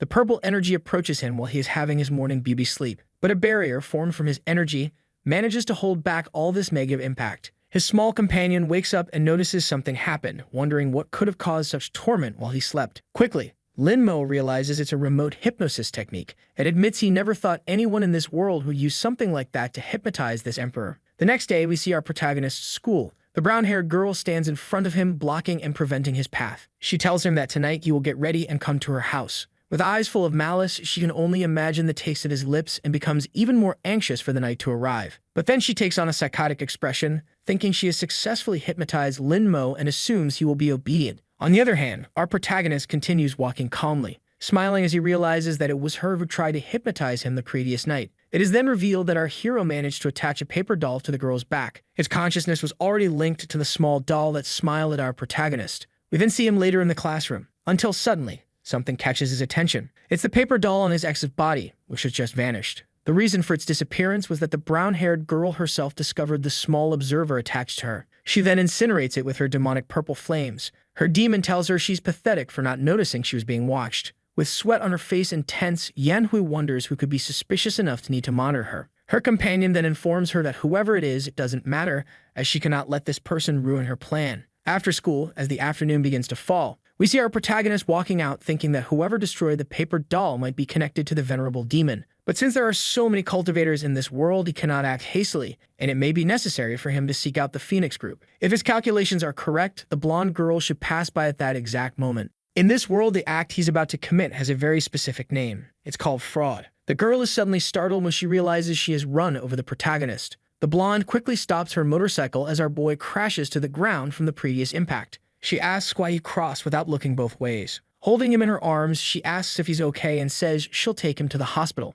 But with empty eyes, the boy just stands up, leaving her confused. With a mischievous smile, Lin Mo admits he has learned to be bad in this world he finds himself in. The blonde wonders what's wrong with him and even tries to pull him back. But the protagonist reveals that he is going to his ex-girlfriend's house tonight because she's expecting him for a special night. She is shocked by such a statement, since she knows that's not in his character. Suddenly, surprise shows on her face as she realizes something more. She tries to call the protagonist back, telling him to return to his senses, but he walks past her, leaving her completely stunned. Yutang wonders if the fat guy was really hypnotized. She then makes a gesture with her hands to break the spell. She draws a star in the air using her fingers, resting her hand on the boy's forehead. The shine in his eyes, which had vanished before, starts to reappear little by little, but quickly fades again. She realizes it had no effect and questions whether the person who cast this spell is really that powerful. Soon, the blonde beauty decides to use the Phantom Redemption Seal, applying a heavy, magical palm to the forehead of our protagonist. This brings him back to his previous state of mind, which he had clearly been pretending. With his hand on his face, he asks what's happening and why he's there. The blonde says she was about to ask him that and questions whether, by any chance, Lin Mo had met up with his ex-girlfriend. He admits he did, but asks what it matters, as she's going to see her fiancé. Completely flustered, the girl says that he had appeared in front of her and was hit by her motorcycle, so he should follow her to the hospital. Yutang wonders how our hero can say that after being hit, but she says she doesn't want to, and if she feels guilty, she can pay his medical expenses later. The girl grabs him by the collar, leaving him completely agonized. She then rubs a piece of paper in his face, saying she'll write him a check because she doesn't want to worry about a lawsuit from him in the future. She tells him to spend it on whatever he wants, but warns him not to use it against her in the future or he will regret it. Our dear Lin Mo wonders if writing a few thousand zeros will be enough to exchange for a few hundred spiritual storages. The girl then speeds off on her motorcycle. Yutang tells someone over her helmet communicator that she needs all the information on the protagonist's ex-girlfriend as she's a suspect, which the person confirms. Soon, she arrives at the house of the girl who was once interested in our protagonist. Removing her helmet gracefully, she extends her hand, which bears a special ring. Then she releases her magical sword at once. She proceeds to make dozens of cuts on the doorknob to open the door. The cuts are so precise that the door itself falls, but the doorknob remains attached in the shape of the door. She walks in, seeing some family photos. They don't appear to be of her family, but rather of two boys who seem to be her friends. She then reaches the protagonist's ex-girlfriend's room. Realizing she's completely obsessed with thousands of photos of the protagonist pinned to her wall, she notices several manuals about our protagonist and decides to see what they are. Curiously reading, she flips through the pages slowly. Her face begins to turn red from the indecency of the contents. She assumes that everything there is very perverted and decides to put an end to it, until her communicator informs her of a new problem. It says that Yahello has disappeared suddenly and suspiciously. The girl realizes that based on the young woman's plans, it's likely she has something to do with the missing persons cases, and she must inform the team to issue a missing person alert. She then thinks that Yahello is extremely clever for having devised such a precise plan in such a short time. At the protagonist's house, Mike fully envelops the place. He starts to think he's seen enough, and it's easy to imagine that his ex-girlfriend has some connection with the venerable demon, which is why the Phoenix group must prioritize her. Suddenly, a sound catches our protagonist's attention. It's his cousin, who asks if he's seen the news recently. Promptly, our boy opens the door in a somewhat receptive manner. And quickly, the purple-haired boy informs him that Yahello is being sought, but our protagonist says he knows nothing as he no longer intends to approach her. Lin ends the conversation with the boy when he is met with a strong slam of the door. The young man insists that he at least check the news happening right at this moment. Our protagonist sees that Yahello from the Fengsheng Institute is suspected of an abuse case against a young man and is being sought nationwide. He thinks the search team is truly efficient, but there is still no information on the girl. The small fox thinks that this woman is really cruel and extremely foolish for daring to mess with his master. Lin Mo knows that if the venerable demon wants to absorb the yang power of a young man, he will end up forming a well-organized formation primarily of evil origin. Quickly, our young protagonist crouches down and starts rummaging through a box. The small white fox wonders what his master is searching for until he sees a glimmer in his gestures. Becoming even more confused, the small fox realizes that what he grabbed are just some seemingly ordinary wooden boards. Our hero lets out a tired sigh. He then channels all of his energy into the two boards at once. They begin to disassemble and reform into a shape that suits his needs. It becomes a kind of manual compass made entirely of wood. The small fox is astonished that he managed to create such an ancient oriental compass in such a short time. Our boy thinks that, with the venerable demon's ability, it will be impossible for the Phoenix group to find her. That is, unless they use this compass to locate the malignant energy. Our young protagonist begins merging the two boards at once, turning it into a tracking device similar to a radar. A massive explosion occurs, causing a startled cry from the small fox. That light artifact from before now feels heavier with energy after merging with a low-level stone. The fox is stunned by this incredible sight. Quickly, the spoon that serves as a needle to point the direction begins to move. The small servant of our hero realizes that his master is truly powerful, having made a simple board work so effectively as a radar. Our protagonist then asks the small fox to hold it, to which the little spirit complies. He then asks his master what makes this compass so special. Quickly, our protagonist explains that it is used to locate places with the highest concentration of yin energy in the city. Suddenly, something catches the young man's attention, leaving him completely startled. He tells the small fox to hide, which it obeys with extreme precision. The boy calmly and silently watches the window, until the blonde girl appears with a funny expression, leaving him slightly confused. She pulls an excited and strange expression, making him feel completely uncomfortable. With his phone in hand, the young man quickly considers calling the police, to which she responds by telling him to open the window and not to do anything inappropriate. She apologizes for what she did, saying it was necessary.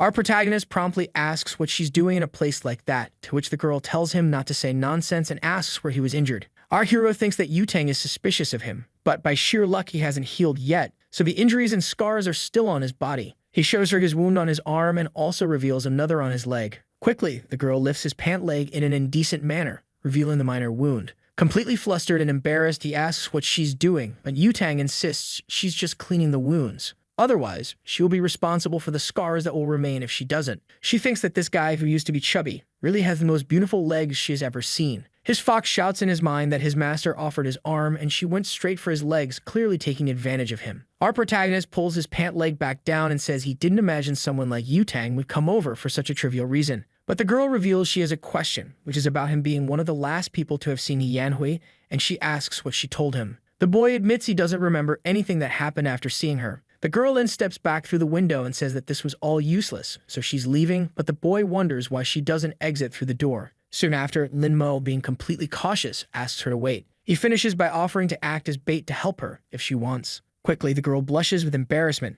having seen something seemingly indecent, that being the well-defined chest of our boy, visible due to his shirt. She leaps from the balcony, saying she will accept his offer, but our protagonist notices she agreed a bit too quickly. The next day, the sun rises at the school. Our protagonist arrives in his classroom with extreme flamboyance. The girls approach him completely worried as they heard that Yanhui is an abuser and are concerned about what she might have done to him. Our protagonist, being completely cold, reveals that he is fine and tells the two to move out of his way. Suddenly, another girl arrives, telling everyone to come and see as a very handsome guy has just transferred into their class. All the girls quickly move, heading toward the location to learn more about this new person. The girls near the new green-haired boy ask for his name. He promptly introduces himself as Shen Lishan and says that since they are in the same class, they can call him Lele. Suddenly, a few blonde strands catch his attention. The girls persuade him to go with them to a spot at the main entrance, to which he readily agrees. With ulterior motives, the young man reveals that he transferred to this school to investigate the case of Yanhui, but even so, he did not expect to encounter such a beauty. But suddenly, he is surprised to see that she has her foot on the door. She then delivers a powerful kick that rips the door from its hinges.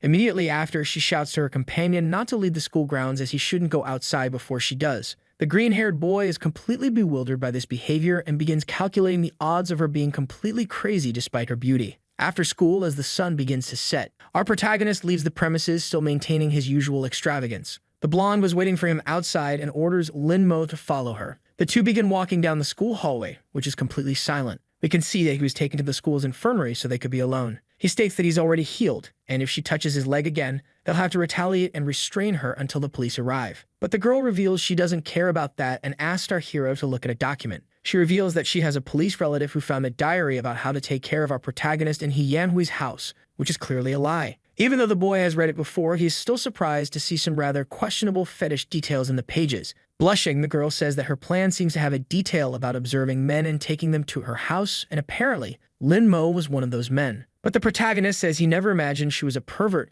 and should have figured it out earlier, so he could prepare himself in case something like this happens. The blonde then says they searched the entire country for her, but still haven't found a trace of her, not even in her favorite spots. Our protagonist puts on his glasses and mentions that he remembers Yanhui always liked spooky places since childhood, so she's probably hiding in one of those places. The reason no one has found her is likely because she used some sort of makeup. He says all this while striking an extremely cool pose, to which the girl replies that our hero doesn't need to act like the school detective. Yutang realizes it all makes sense, as she must have used some kind of disguise to hide. She understands that Yanhui really enjoys dark places, so she must have taken many young boys there to practice her dark arts on their defenseless bodies. The girl then says that's all she has to discuss for today, and that therefore our hero needs to leave right now. He gives a mischievous smile at all this. Soon we see his house, where he appears completely defenseless. He has given her the clues, and next time, Zhao Yutang will go to the darknet to buy a magic weapon to help find the yin energy. The boy then calls his small apprentice, who quickly appears.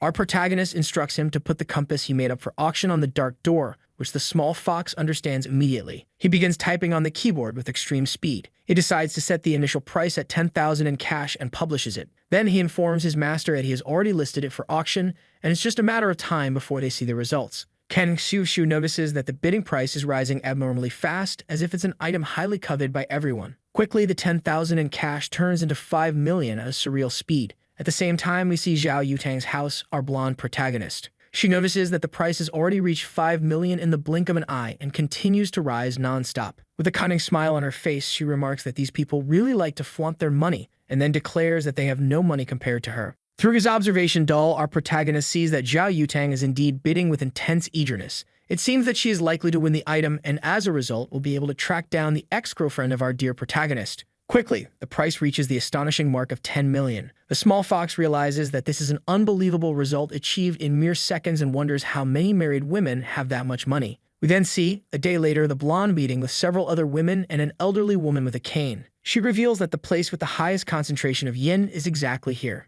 The old woman thinks out loud, saying that this is a great treasure, pointing hundreds of miles away, and reveals the strongest yin energy, so it must be very rare. Our girl notices that this expert has been specially invited by the group to assist in this mission, and that it's not easy to receive praise from this woman. Drawing her cane, the old lady reveals a weapon and then declares that she will explore the path ahead, instructing the others to wait there. As the elderly woman approaches, a massive green, demonic hand suddenly appears in front of her. A gigantic explosion occurs, a result of a special attack the woman used at the right moment before being struck. Our protagonist, seeing everything through his paper doll, can only feel tense about the situation. He recalls that there wasn't a way to break the formation, and that it might be some modern weapon she pulled from her ring. He realizes that this is something unprecedented in this world and concludes that it is incredible, something he never imagined. Suddenly, his wall shatters as an extremely muscular woman bursts in while carrying his cousin. Our young hero is shocked as he notices the woman emanates a strange green and malignant aura. The small fox calls out to his master, saying that this woman also broke the protagonist's cousin.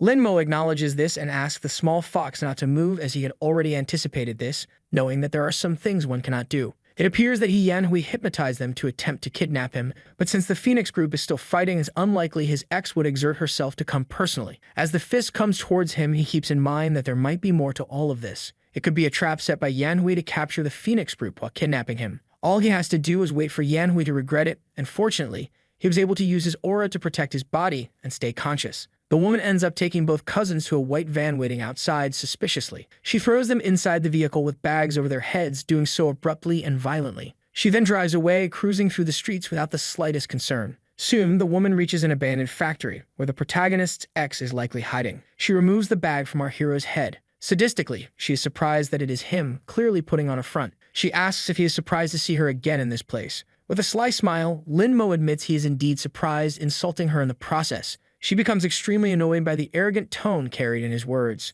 Throwing the boy against the wall, she can only assume he has a big, bold mouth to speak to her like that. Linmo advises her not to get any closer. Unbuttoning her shirt, she says he's still pretending to be arrogant and wonders if it was Zhao Yutang or Han Shinyi who took his virginity. Her demon informs her that the blonde has broken the formation and is quickly heading their way, so it's best for Yahello to hurry up and get the job done. With a malicious smile and a wicked expression, she agrees, saying it's true since the Emperor is waiting for her next special move. She declares that the protagonist should stay there and wait, as she will return after they have tested the Emperor. Our boy becomes tense at the possibility that the demonic sword or the venerable demon might be communicating internally with the girl. In a dark cell where water drips, we see, sometime later, the protagonist's cousin sleeping peacefully, even in such a situation. Her cousin wakes up in a panic, pleading not to be killed or abused. Looking around, he begs to be spared from this cruel fate and, above all, wonders where he is. Elsewhere, we see the crater created by the old woman who broke the formation. Everyone gathers to see the massive sight. The blonde realizes that Yahello was indeed clever enough to use this formation to turn the place into a point of extreme yin concentration.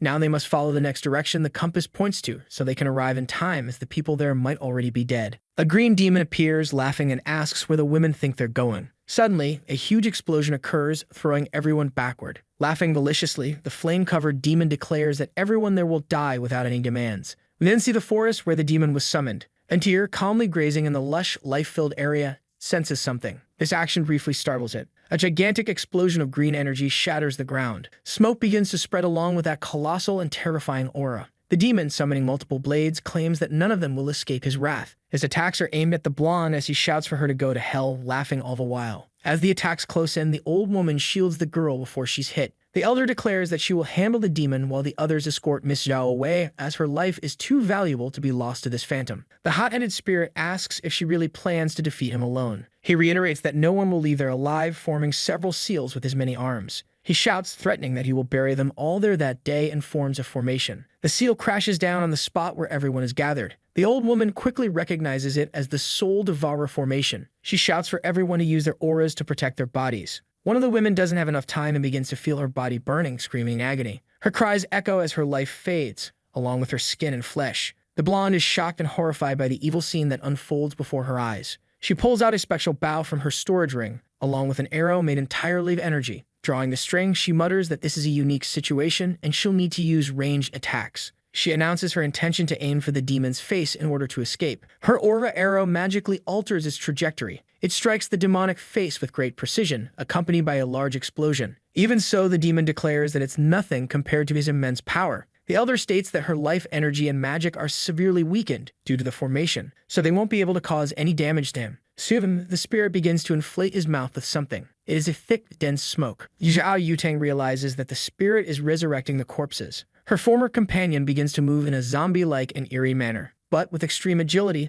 the zombie lunges at her. With quick thinking, the blonde draws something from her storage ring. It is a sword, which she uses to slice the zombified woman in half. The elder then states that she will control the poisonous gas and that the girl must deal with the blood puppets as soon as possible. She also reveals that there is no salvation for any of her companions, but from the blonde's perspective, she sees the remorse in part of the faces of those she once called friends. Even so, with the swift slash of her sword, she is able to defeat the monster. But with another adversary present, she decides to execute a maneuver in the air to finish it off. Unexpectedly, Yutang hears that dead body calling her name. She hesitates, unsure whether to strike her former friend who seems to have regained consciousness. But it was all in her head, as the monster still attacks, tearing a part of her abdomen with a single blow. The blonde can only cough up blood and regain her senses due to the damage. She grabs her weapon with more determination and ferocity. She then performs an X-shaped slash to end the fight. Even so, her wound is very severe. With blood dripping from her mouth and abdomen, she can only collapse to the ground. Her weapon dissolves into the wind along with the rain as she chokes on her own blood. She admits it was unexpected and wonders if these really were blood puppets. Yutang, in her thoughts, questions whether the old woman survived alongside her and thinks that if she had known the danger, she wouldn't have brought so many people. The two hypnotized people who arrive at the scene watch her as one of them pulls out a knife. The elder tries to shout the blonde's name. The spirit attacks her, asking how she dares to be distracted. Behind the barrier, the demon says he is eager to see how long the old woman's turtle shell will last. The blonde, lying on the ground, blames herself, realizing the elder was also dragged into this because of her. The knife flies towards her, ready to end her life. We can only hear her cursing herself as blood splatters into the air. But unexpectedly, the knife doesn't hit her. It strikes the ground beside her. The head of the attacker was severed in an instant. A girl announces that she felt the blonde's vitality fading too quickly and ran over. This is Zhao Hongling, leader of the Phoenix Group, who states that it's too early for Yutang to die. Yutang recognizes her as the man beside her stares at the seemingly younger girl. But we are surprised as the man's head flies and the blonde addresses her as grandma. The elder is shocked by what just happened. For the famous Miss Hongling is present. The demon laughs as he realizes that the young girl is merely the backup that came to assist the women. Feeling insulted, the spirit declares that she is just a mortal and won't be able to fight against this sword fragment. He claims that even if the emperor himself were there, he would stand no chance. Quickly, the mouth of the insolent spirit is shut by the attack of the childlike elder. She undoes the formation made by the ghostly face. The blonde realizes that a single strike was enough and acknowledges that her grandmother is truly incredible. The younger-looking elder then tells her granddaughter that if she had attacked from the start, she wouldn't have been injured like this. She extends a medicine, instructing her to drink it quickly. The girl complies and then asks her grandmother if she can locate her missing companion. The elder states that their target is the protagonist and that he must be saved. She reassures her granddaughter, saying that she knows everything and that she doesn't need to worry. She should focus on resting. The girl feels confused about resting until her vision begins to blur. As she falls asleep, the younger elder calls the older one, who promptly responds. The elder questions where the companion her granddaughter mentioned is. The old woman responds that based on her and Yutang's guesses, he should be in an area with an abundance of extreme yin energy. The younger-looking elder, with her sword in hand, states that there's no need for further explanations. She then asserts that she can still find the place with the greatest concentration of yin. Amusingly, the sword begins to float as she tries to ascend. but she soon falls in a presumptuous and even ridiculous manner. She orders everyone to move quickly, as they need to take the blonde back to HQ to treat her wounds, while the elder will head to the supposed location with the highest yin concentration. She then darts toward the location, saying she'll see them later. We then see the abandoned factory where our protagonist is held. His ex-girlfriend, now possessed by the demon, begins performing a ritual. The fox, alongside the protagonist, asks what she is doing. Our protagonist explains that she is absorbing the yang energy from these men to increase her power, and the price is that she will age. Suddenly, something grabs her attention, a massive surge of energy. She questions who is disturbing her at this moment. Then we see the blonde's grandmother outside. Yahello opens the door with a scowling, anguished expression. She asks what a young girl is doing there, and more importantly, if she's injured or lost. The younger-looking elder calls her auntie and says that the little bastard is inside. Confusion is evident on the face of the protagonist's ex-girlfriend at this statement. Inside the building, the small fox asks if it's safe to knock him unconscious again as soon as he wakes up. But our protagonist explains that there's no need to worry since he's quite resilient. Suddenly, a massive explosion occurs, startling him. Something flew from the doorway and crashed into the wall. It's the protagonist's ex, now impaled by the enormous sword of the little girl. Floating in the air, the girl remarks that they are just getting started, so Yanhui shouldn't be complaining. Sitting on the sword, the small girl questions whether the older girl won't respond. The ex, taken completely by surprise, asks the younger-looking one to at least put up a fight. With her hands covered in green energy, the ex-girlfriend begins to pull the sword from her chest. She yanks it out and curses, throwing the sword upward. The little girl hovers in the air, watching the scene unfold amusingly. The ex throws the sword and yells for the brat to go to hell. The attack is powerful and incredibly strong. Even so, the wound in her chest starts throbbing in pain, while her shirt struggles under the weight of her chest. She wonders who this brat is. Perched on the sword, the younger-looking girl asks if that's all, as the fight seems to be reaching its end. The ex-girlfriend then asks her demon what she should do since she is no match for her. But when she receives no response from the demon, she remains confused. We see a scene from a day ago in an unknown house. The protagonist's board game partner is staring at herself from the past. Both seem uncomfortable with the strange connection. But soon, the silence is broken as the girl lets out a sigh. She reveals that she's tense because this is the start of the 146th game. But suddenly, something explodes in her mind, grabbing her attention. It's the strong cry of a demonic sword. We see a distant cabin in the forest, seemingly isolated. The boy in the demon's grasp starts screaming for release. He then asks if the entity knows who he is. He reveals himself as a member of the celestial demonic sect. The demon isn't surprised and even recalls that the young man indeed belongs to the celestial demonic sect. But he informs him that such a sect, as fertile as it is, won't be difficult for him to massacre. With tears in his eyes, the boy realizes that this Kai is extremely powerful, and so he cries out for help. Suddenly, a massive explosion occurs at the entrance of the demon's residence. We see a huge trail of dust rising and falling at the now open doorway. A leg steps through. It's a woman who just entered. She stomps the ground with a strong, imposing force, almost as a threat. The spirit recognizes that this Kai is unusual. It belongs to someone unique. The figure before him is, in fact, his long-awaited mistress. Crying into the flushed face, he starts shouting for her as he runs toward her. The girl pushes him away with her foot,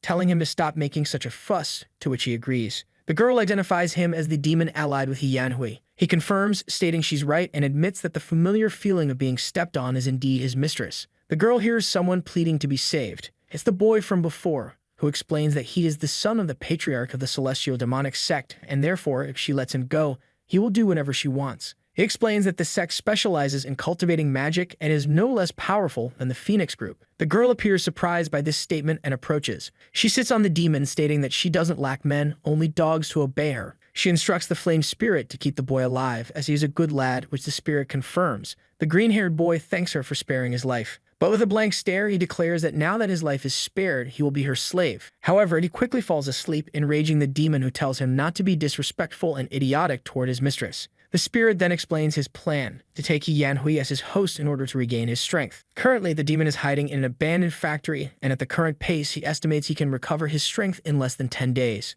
The girl then asks if Yanhui is completely enslaved to his control, to which he confirms, saying she is a lustful woman and therefore easily manipulated. Our young lady remarks that this isn't the best plan, but it will work for now, and regardless, she needs to find someone named Lin Mo. In the end, Han Sinyi reveals that there is a game that hasn't ended, so she cannot allow anything to happen to her other challenger, which the demon acknowledges. The spirit then advises that his mistress should collect the fragments as soon as possible, since the situation is growing larger and worse by the second. But the girl insists there's no rush, as the emperor has also come to this world, leaving the demon utterly shocked. She explains that the memories between the fragments of the demonic sword do not communicate with each other, but some time ago, she sensed a breath from one of the fragments. However, just as she was about to reach it, the sword's ki was completely dissipated by a stronger ki she had only seen in the Emperor in 1,000 years. The demon considers using Yahello merely as bait to lure the Emperor, then orders her to go and kill that brat. She questions how she's supposed to kill the girl, admitting that she's never been in a major battle since childhood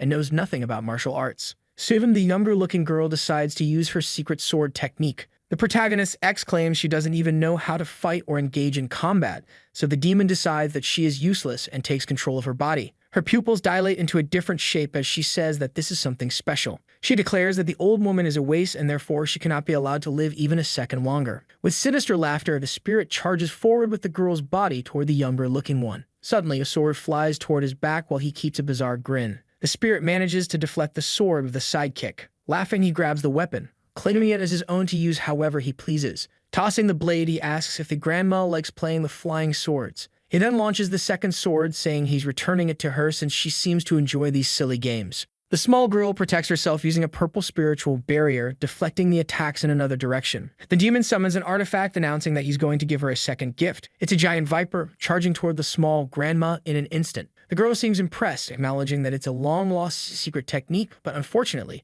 its power is much weaker than what's described in the book. As the snake prepares a deadly attack, the girl remarks that since Yanhui is angry, it will be much easier to deal with her. With her sword in hand, she adds that if she weren't always crying, she would be ashamed to kill her all at once. Due to her immense weakness, the snake bites down and receives a direct slash to its mouth. It's split apart by the girl's massive strike, launching its head into the air. Suddenly, the enormous energy that was shooting from the serpent's mouth flies toward the sky. Its form begins to disintegrate as its technique is completely defeated. In the sky above, someone observes the entire scene. It's the protagonist's board game companion, watching everything in her demonic form. We see the ex-girlfriend's face distort as the spirit leaves her body and mind. The purple energy exits her body, gathering into a single point. It forms a fragment of the previously lost sword belonging to the demon girl. The younger-looking elder declares that it finally abandoned its host to stop being useless. She admits she never thought it would be a sword, much less a simple broken sword, and thus feels a bit disappointed. But soon fear grips her, as the sword seems offended by being called broken. The protagonist's companion remarks that it's quite shameless to kick a dog when the owner isn't around, and that the sword should be more careful. The girl, sweating profusely from tension, recognizes this key as belonging to a high-level underworld demon. Her breathing begins to falter and catch in her throat as she feels the overwhelming pressure. Slowly turning her face, she witnesses this terrifying scene. She struggles to regain her breath, feeling suffocated by the sheer power disparity. Staring up at the girl above her, the elder can only tremble at the frightening sight. The horned girl taunts her, saying she's shameless for daring to stare at her so boldly. Suddenly, with incredible speed, the demoness vanishes from above the elder. Holding her sword, she remarks that it's no wonder she was so hard to find since her kai was being suppressed by the seemingly older girl. The elder attempts to use her purple energy to fend off the attack and defeat the demon girl. She uses the 8th level Taoist sealing technique, causing pink bands to start wrapping around the demoness's face and body. But through those bands, a clear look of menace is visible, one that belongs to someone vastly superior to that technique. As the spell nears completion, the bands begin to change to a deep orange hue. The nails anchor into the ground, finalizing the invocation of her sealing technique. The elder uses the power of the body she possesses to borrow the 10,000 talismans of the 8 directions.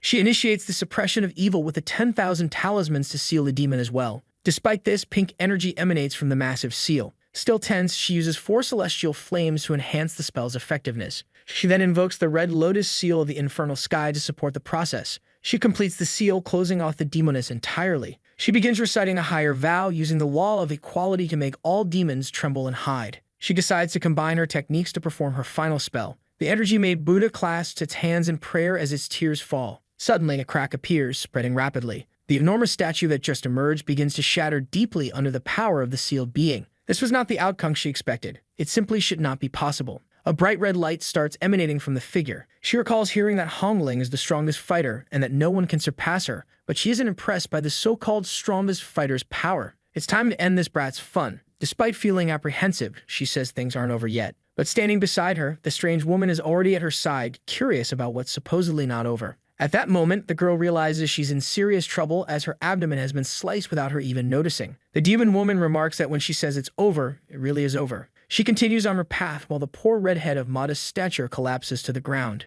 She laments to her master that the body she currently possesses is too weak, and even with total control, she would be incapable of using a fraction of her true power. Sweating coldly from the blood loss, the modestly tall woman struggles to reach for something. She needs to retrieve her blade to try and do something. After all this time, she should have noticed by now. But even with her there, it still hasn't appeared. The well-endowed companion looks back, seeing the blade approaching her, but she is unimpressed. She simply prepares to deflect it with her own weapon. The metal seems like butter against her blade. She had hoped to use Yutang to understand what she intended to do. But it's a pity that she's useless, not even fit for testing. This makes her sigh in slight frustration at the ease of her challenge. In the silence, she shouts out for the immortal emperor. She's certain he's already seen enough and could show himself and step out of hiding. Provoking him, she says that he must have become like the men of this world, a great coward. The strongest man is mediocre, incapable of ruling the world with such small power. If that's the case, it's simply disgusting. Starting with this modestly tall woman, she shouts again, so all those hiding can hear. If she's not stopped now, she'll take everyone on a first-class, one-way ticket to find out if there's life after death. As the demoness begins her countdown, she warns that if anyone plans to intervene,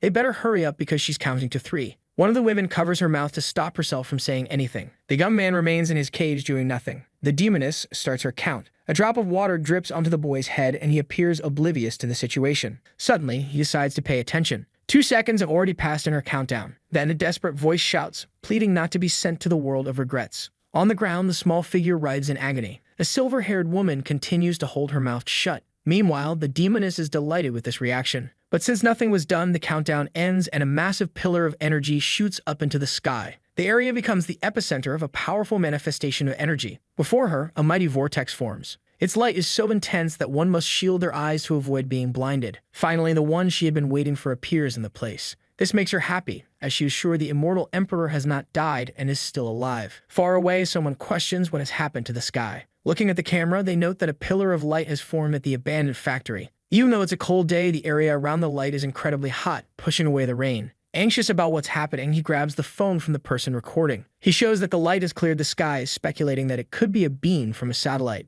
Then he notices something emerging from the clouds. Someone else is watching the live stream. She becomes annoyed when the transmission signal cuts off as the beam appears. Inside her home, someone asks if she has done her homework since she spends all day on her phone. She insists she has completed her assignments. Hungsi, the location where the beam appeared, is far from her, and it's where Linmo currently resides. First the search for Yanhui and now this pillar of light. It's been a long and restless day. As she opens the door, the emperor appears, pushing the demoness by the head. Even after they've left, the wind continues to blow through the area. Finally, the air settles, but the window is shattered. The girl has no idea what just happened there. They simply cross the entire building. The demoness taunts him, saying that without the sacred sword, he is like an old man without tadalafil, completely useless. Delivering a blow, she declares that he is now nothing more than a punching bag. The force of the impact sends him crashing to the ground, destroying nearby buildings. Not satisfied, she begins to gather aura between her hands. She's preparing a massive attack. As she charges it, she chants an incantation. That dark power pierces the sky like a sword.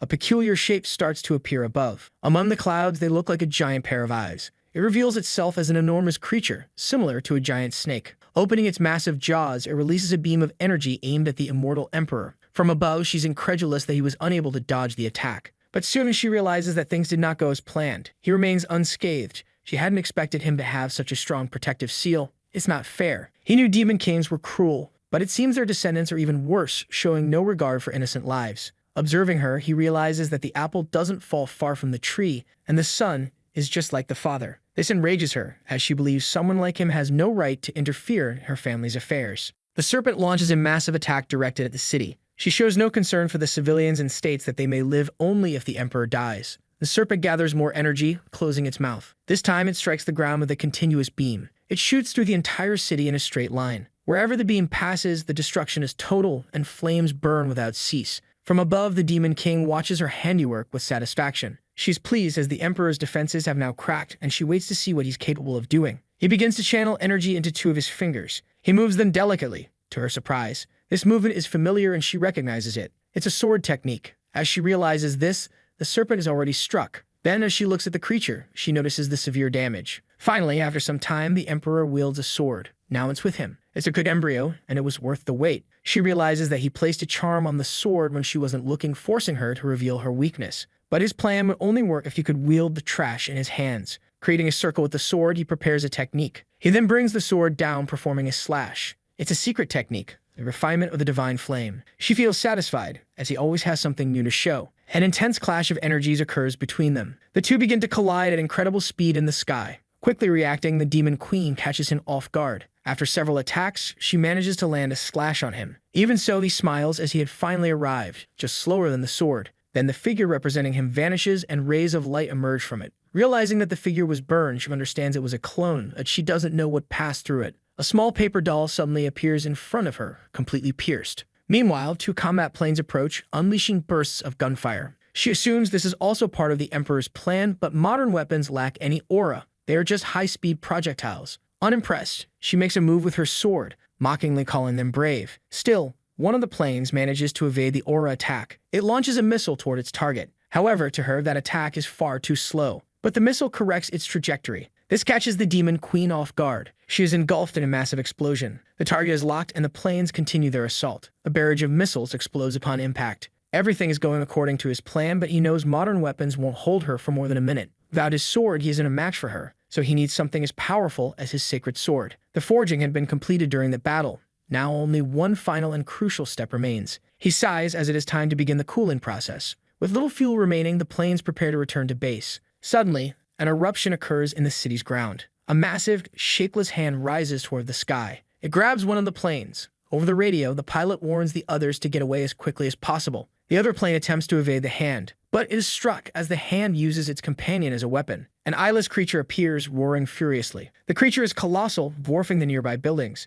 From above, the demon queen declares that this is what happens when they interfere in her fight. Now they all must die. Someone informs her that the beast is a roaming source of spiritual energy, a perfect opportunity to eliminate the Emperor before he completes his plan. But from above, something catches her attention. It distracts her, drawing her focus. A small child is crying, searching for his father. As he cries, he says he's very scared. While he shouts for his father, one of the creature's claws moves toward him. It's only a moment away from turning him into a splatter. The demon queen watches closely. The little boy continues crying, unaware that he's about to become a sandwich filling. This scene makes her close her eyes as she recalls something. She remembers when she was also small, searching for her father. With all the destruction, the city is in chaos and all the exits are blocked. In the middle of the traffic, a call goes unanswered. The man says his wife never answers, even when it's important. Unfortunately, they can't get a phone signal. But through the news, they learn that the monster that had appeared in the city center has vanished suddenly. Inside the car, the man worries about the rain that has begun to fall. His daughter mentions that the news had predicted no rain for that day. Beside the bridge, a massive cyclone is forming, gathering water into its body. Some curious onlookers get out of their cars to film it, completely disconnected from the reality and the risk it poses.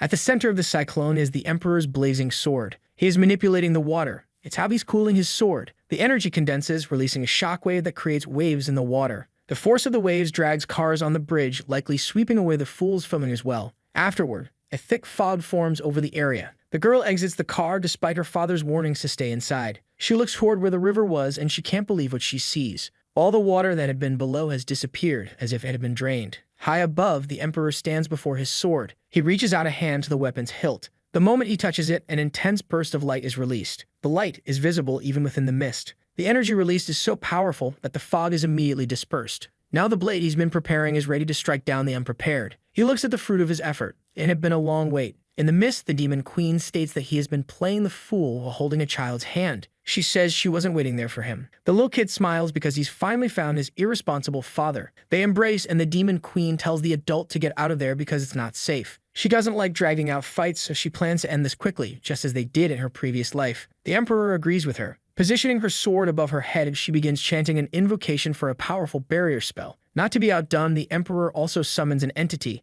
but his is adorned with sacred colors. She swings her sword, launching a dark attack. The Emperor responds with an attack that resembles a Shonen hero's energy. The energies clash violently in the sky. This is what she was waiting for, and now that he has his sword, there are no excuses when he loses. Placing his fingers in front of his face, the Emperor begins a prayer. Markings appear on his face and the sword he created disintegrates. Observing this, the demon queen realizes he's using a forbidden sword technique. This is what he used the last time, and she should have prepared her demonic sword for this because, in its current state, it's no match. Without the strength to resist his technique, she is struck. A massive beam of light continues to advance toward her. In the sky, a mysterious rift begins to form. Opening slowly, it reveals another dimension. With such power, the sky is tearing apart. Completely wounded and exhausted, she admits it's overwhelming. The Emperor stands before her, watching her closely. Looking at her, he states that a winner has already been decided, but someone interrupts, claiming that the battle is just beginning. Severely wounded, the Demon Queen mentions what she's seeing. It's the other half of the magic sword. The sword speaks, revealing that it had hidden well to gather its pieces,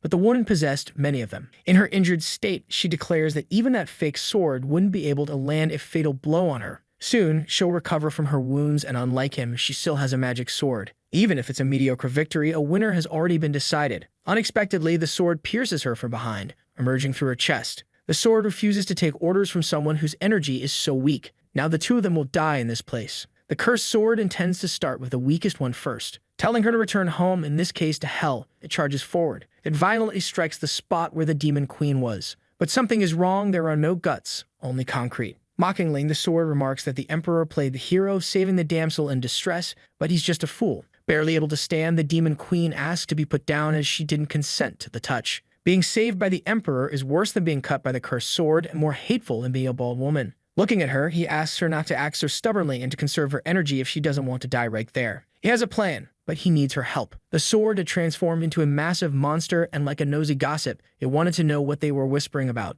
This enrages it, as it wants to listen too, since it loves a good piece of gossip. With his eyes closed, the Emperor prepares another spell. It's the Prison of Light, and multiple beams of energy descend from the sky. They strike the sword monster, pinning it to the ground. This surprises the creature, as now not only can it not move, but it also won't find out what they were gossiping about right in front of it. This prison can only be broken with yang energy. Surely, a powerful sword like it should be able to use some yang energy. But maybe it can't, as it is incompatible with this new world. The comment infuriates the sword so much that, if it had a traditional brain, it would have had a severe stroke. Gathering its strength, it breaks free from the prison, showing off its muscular physique. It's not afraid of needles or underground labs. Flexing its physique, it asks the powerful Emperor if he still dares to disrespect a body with only 3% body fat. Preparing a mighty punch, it declares that he has little fat left and is holding a dying horse in his arms. It's shameful, and now it's going to send both of them to hell. However, with the woman in his arms, the Emperor snaps his fingers. The monster sword is struck above where its floating rib would be. If it had a liver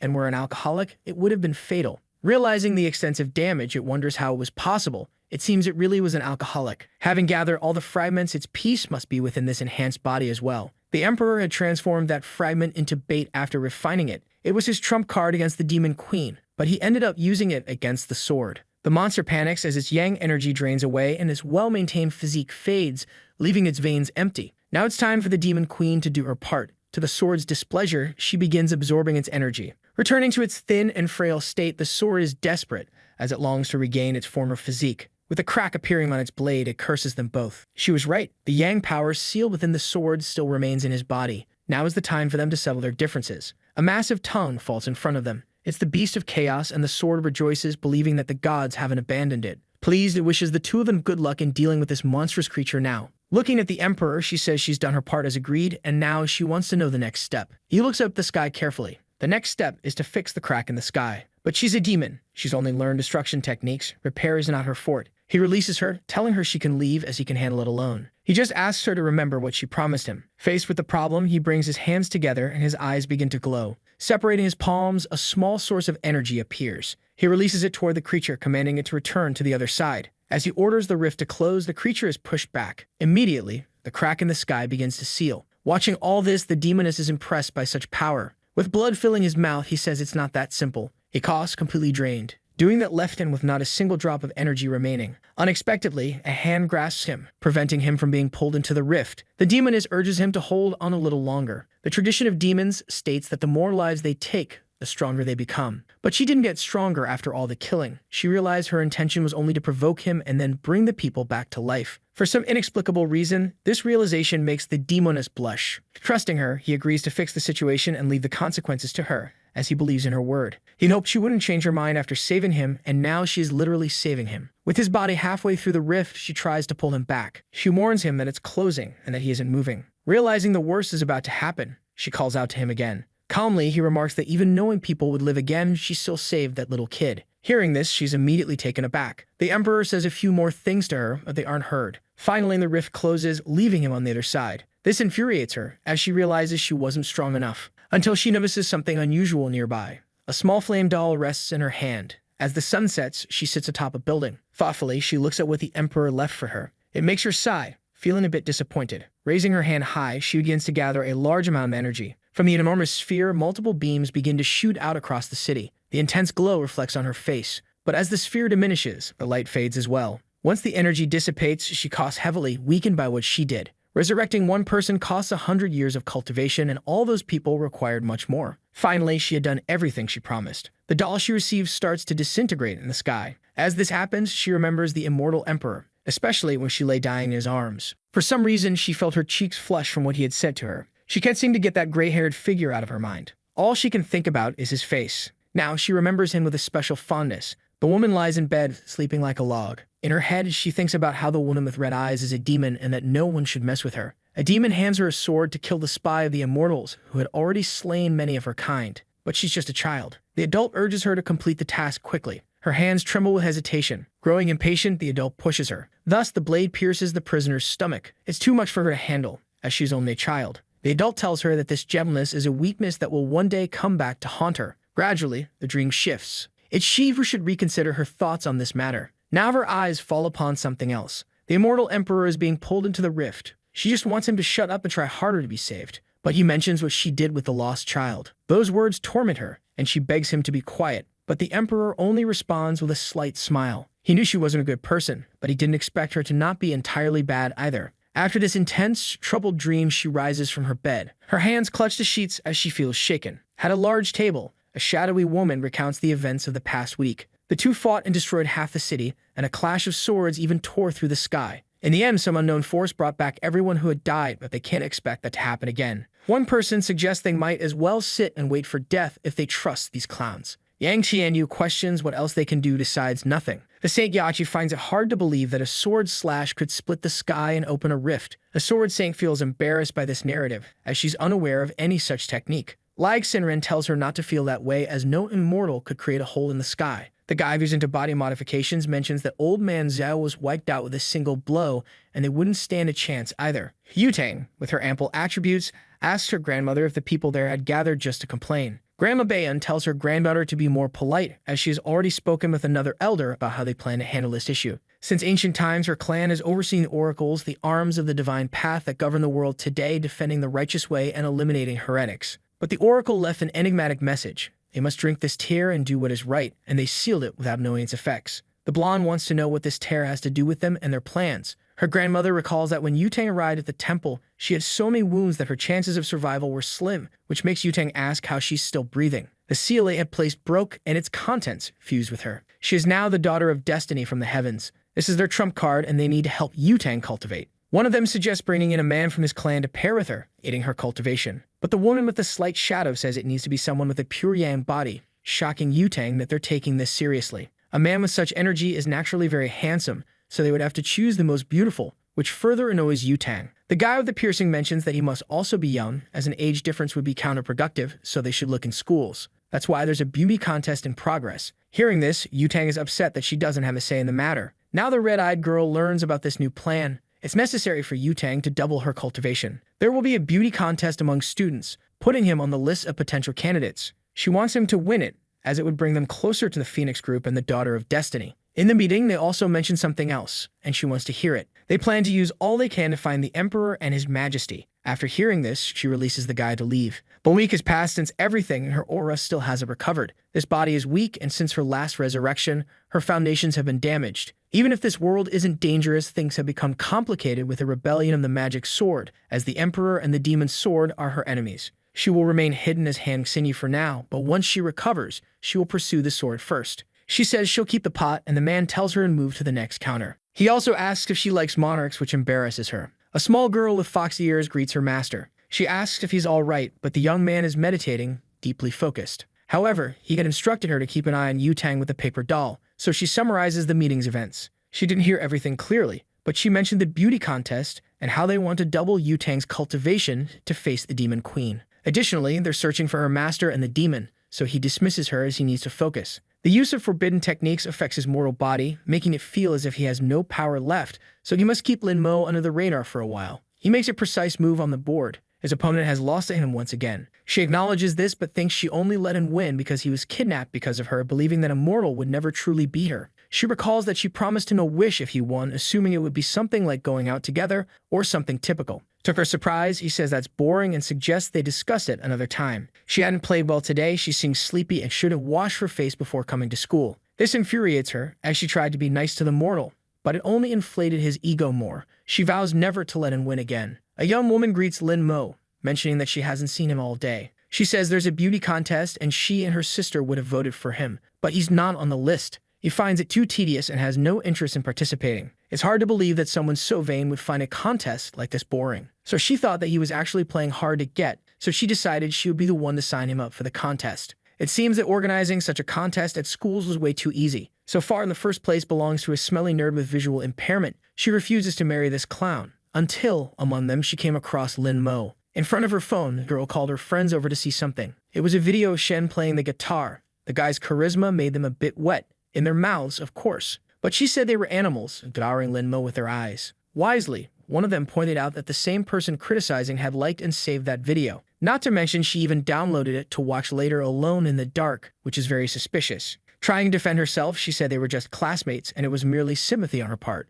Ready to stir up trouble, her friend said she knew the girl desperately wanted to sleep with Lin Mo in the same bed. She shouted back that she would love to do that because he's handsome, fit, and well-endowed, and if she was being honest, it shouldn't be a problem. From afar, two envious boys called her superficial, but in truth, they wished they were the target of that attention. He swore he would win the contest, spending 8 hours a day taking care of his photos. Lin Mo had already surpassed him and in first place was an immature clown who looked like a pet shop animal. He said he would work even harder, but his friend brought him back to reality, saying he didn't stand much of a chance. Someone mentioned that the great Shen Lishan was there. The androgynous and feminine boy with a genetic visual deficiency walked through the corridors being harassed. Then he said he was done for the day, because now he wanted to talk to Yutang alone. She thought he might not even know the real reason for the contest, but she was curious to know what he had to say. With a different voice, he said he hoped to continue receiving their support. But Yutang noticed this change. The boy approached with some cookies he had made for her, but his voice changed when he asked her to try one of them. But she refused to eat anything that clown made as he looked like someone who didn't wash his hands.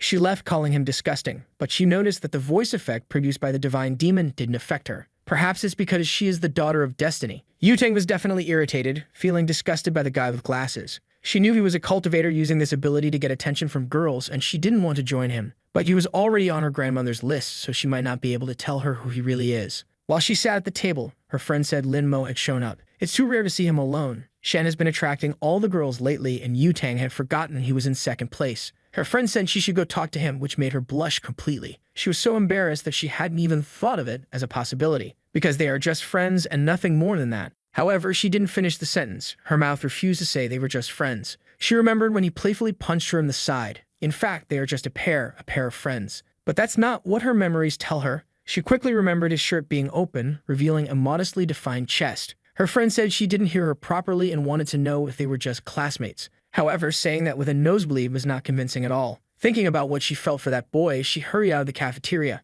Yuving walked down the corridor, completely immersed in her conflicting feelings. Some boys were about to talk to her. Her goal was to take better pictures of him, because without that, it would be hard to beat Shen with his voice ability. She had access to the best photographers in the city, and Lin Mo certainly wouldn't refuse the invitation. But as soon as she made the offer to him, he refused immediately, and he even said that if she was so idle, she should get a part-time job. Not to mention she was just bothering him. She should find someone else to do that. And there's an even more important reason. He thought to himself that he wasn't feeling well and needed to spend all of his free time cultivating. But to her, he said he had recently been kidnapped and preferred not to trust girls. This last explanation seemed plausible, and she accepted his words. At the gym, she punched the punching bag with all her strength. Thinking about the situation, she imagined it was all her fault, because she had promised to protect him. She had told him everything would be fine. But in the end, it sounded like she was lying. Because of that, he no longer trusted her, and there was nothing she could do about it. It was a situation that filled her with rage. Thinking about all this, she started sobbing uncontrollably. Imagining marrying that disgusting, almost blind guy was worse than death. She soon became angry again and began beating the punching bag. A woman with huge biceps and a masculine face asked why the gym was empty. The attendant said Yutang had reserved the entire facility for herself today. Since she arrived, she had taken off her shirt and started hitting the punching bag, and she hadn't stopped since. A wealthy girl who paid for this, and she's just a student. She had wanted to fight someone for a while, and this was a good opportunity. The guy said it was a bad idea because the little girl was angry with life. But the woman said she didn't care and even suggested giving the girl her money back because she didn't mind. Approaching her, she said the girl wasn't bad but lacked endurance, and she introduced herself as the personal trainer of the gym, Ha Yun. The girl told her to leave, otherwise she would beat her up. Full of attitude, the juice-drinking friend said if the little girl didn't keep her promise, she would be a big coward. Outside, bystanders watched as her body flew out of the first-floor window. As if that wasn't crazy enough, the blonde girl jumped through the window, ready to fulfill her promise of beating that woman up. No one knew why they were fighting, but it looked more like a one-sided beating. Her mask had fallen off, and the person begged the young cultivator to spare her life. Removing the mask, she wanted to know why she was wearing it. She had a scar on her face, and the blonde said it didn't make any difference. She was teased either way. However, she still had unfinished business and hoped to beat her up as promised. She promised that if she touched her again, things would be different, and she would end up with a cement block at her feet living with the fish. A policeman finally arrived since there was a report of a crime in progress. Seeing the scarred woman, he recognized her as a notorious pervert with a bounty on her head. She could abuse an 80-year-old man. Thus, the blonde went from villain to hero in the blink of an eye. In addition to receiving apologies from the bystanders, she also received the reward for capturing the fugitive. As if that wasn't enough, she was even interviewed for doing something so heroic. The next day, she was once again in the cafeteria with the same feeling as the day before. Her friend thought Yutang had called the red-haired girl over to talk about what she did with the fugitive, but that wasn't it. Every time she went out alone, she either earned money or met handsome guys, and her grandma said she needed to find a partner soon. So she wanted to know if she could use this luck to capture Lin Mo. But Lin Mo was known for being cold and calculating, and he recommended that she date Shen instead. Meanwhile, the other one couldn't stop coughing because she had choked. She was confident and only wanted to know everything about him, what he liked, what he disliked, his daily routine, blood type, address, nothing too invasive. It seemed that Lin Mo was the best friend of the red-haired girl, almost like a brother. If she wanted to know more about him, she had better start handing over coins because nothing comes for free. This made the blonde smile at her audacity. If she said something useful, she would get 500,000 yuan. But if she talked nonsense,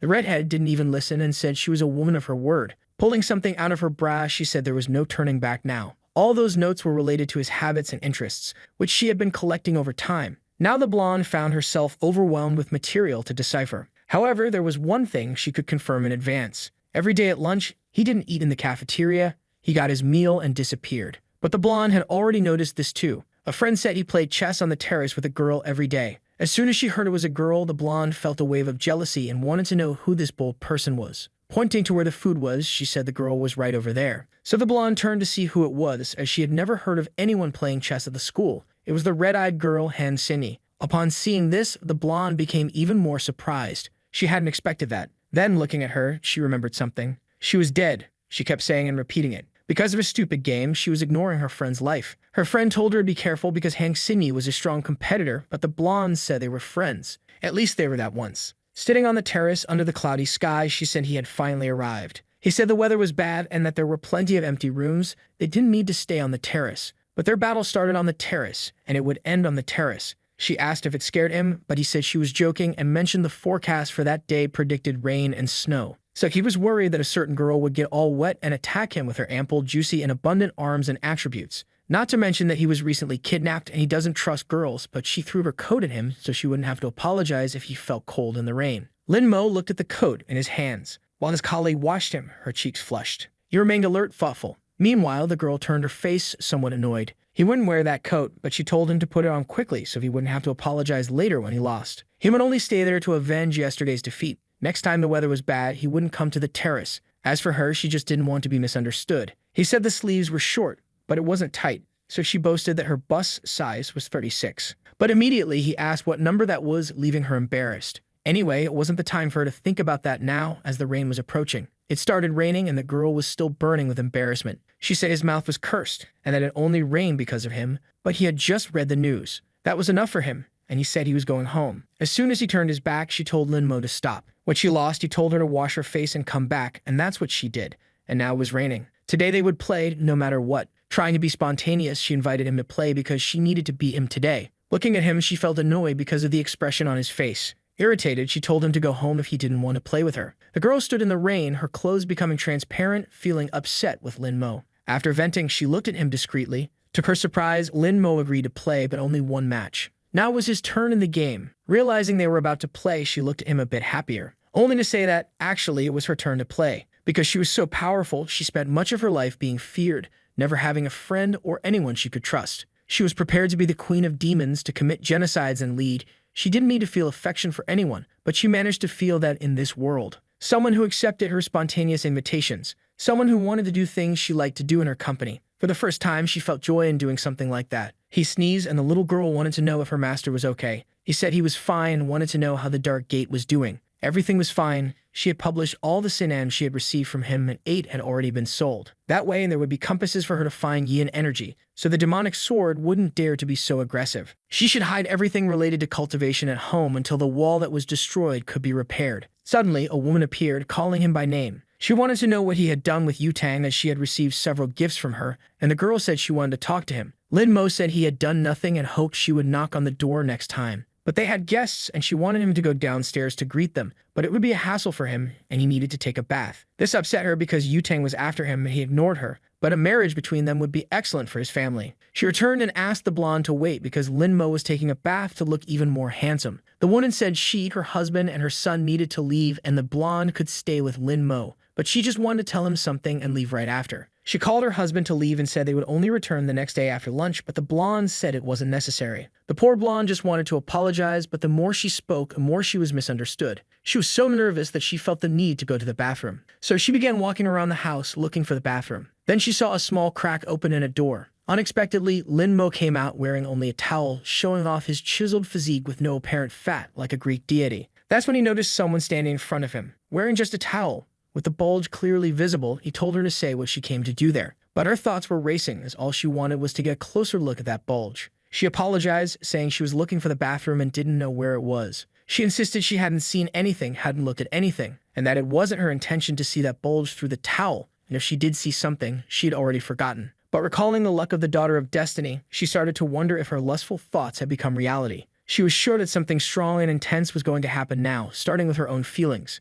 Now she wasn't sure what she was feeling in her chest. Gathering courage, she told Lin Mo that it was still too early for them to do this. Unfortunately, she didn't finish her sentence, as she felt something strong in her chest. It was a punch from Lin Mo, determined to defend his purity from voluptuous women. He had mastered the technique of protecting his innocence skillfully, and he didn't know what she wanted, but it was better if she took care of herself. Back in the room, they had a slightly healthier conversation. The blonde wanted to apologize for being unable to protect him the last time, but for him, that was Yanhui's fault, not hers. Still, the blonde had bought many gifts for him as an apology, hoping he would accept them. He said it wasn't necessary, but if she wanted to pay for the wall repair, it wouldn't be a bad idea. Since it was already late, he needed to rest, and if she was done, she could leave now. So she left his room, carefully closing the door. Outside, she leaned against the wall, frustrated with their interaction. Slowly, she started sliding down the wall, until she sat on the floor. This wasn't the feeling she wanted in her heart right now, and she began to recall all the moments she had shared with Lin Mo up until then. It made her sadder than she expected. Inside the room, he continued doing his pure boy activities that only exist in fictional narratives.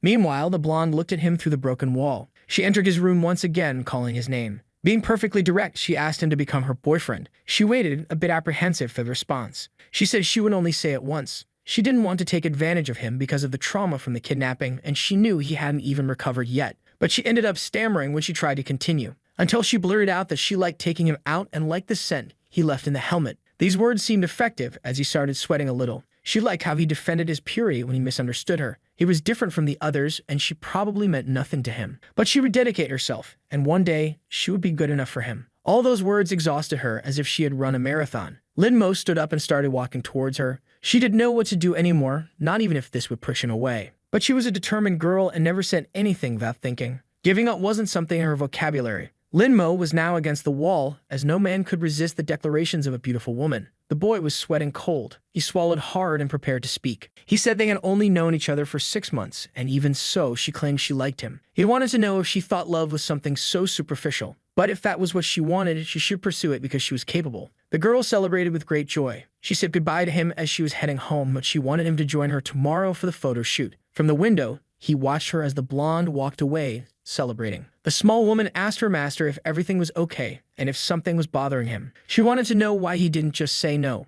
She was the daughter of destiny, with all the luck in the world. Even if he was strong, he couldn't stop her. And even if he said no, the heavens would help her get what she wanted. But love isn't just a matter of luck. However, if luck touched his heart, which had been alone for 10,000 years, then there was no reason to stop it. This was definitely something to think about. Love-struck and simple people are just as foolish as anyone else. The next day, they told him to look at the camera. Now he is well-dressed and posing for photos. In another outfit, he strikes another pose. This time, he's dressed as an athlete. The blonde says these clothes don't capture his essence, and that the school uniform suits him best. It doesn't make sense to him, but the blonde insists on the school uniform for reasons she doesn't say out loud. Now he's wearing more formal attire. Finally, they reached the voting results. Linmo won, but they didn't know his immediate background, so the boy would need to be tested. One of them wanted to know how they would do that. The redhead was in charge of this, and if she was worried, she should show him to them. She immediately remembered the blonde and the reaction she might have. She set the meeting for the next day at the hotel, at 6:30 in the evening. However, they never said whether they would attend or not.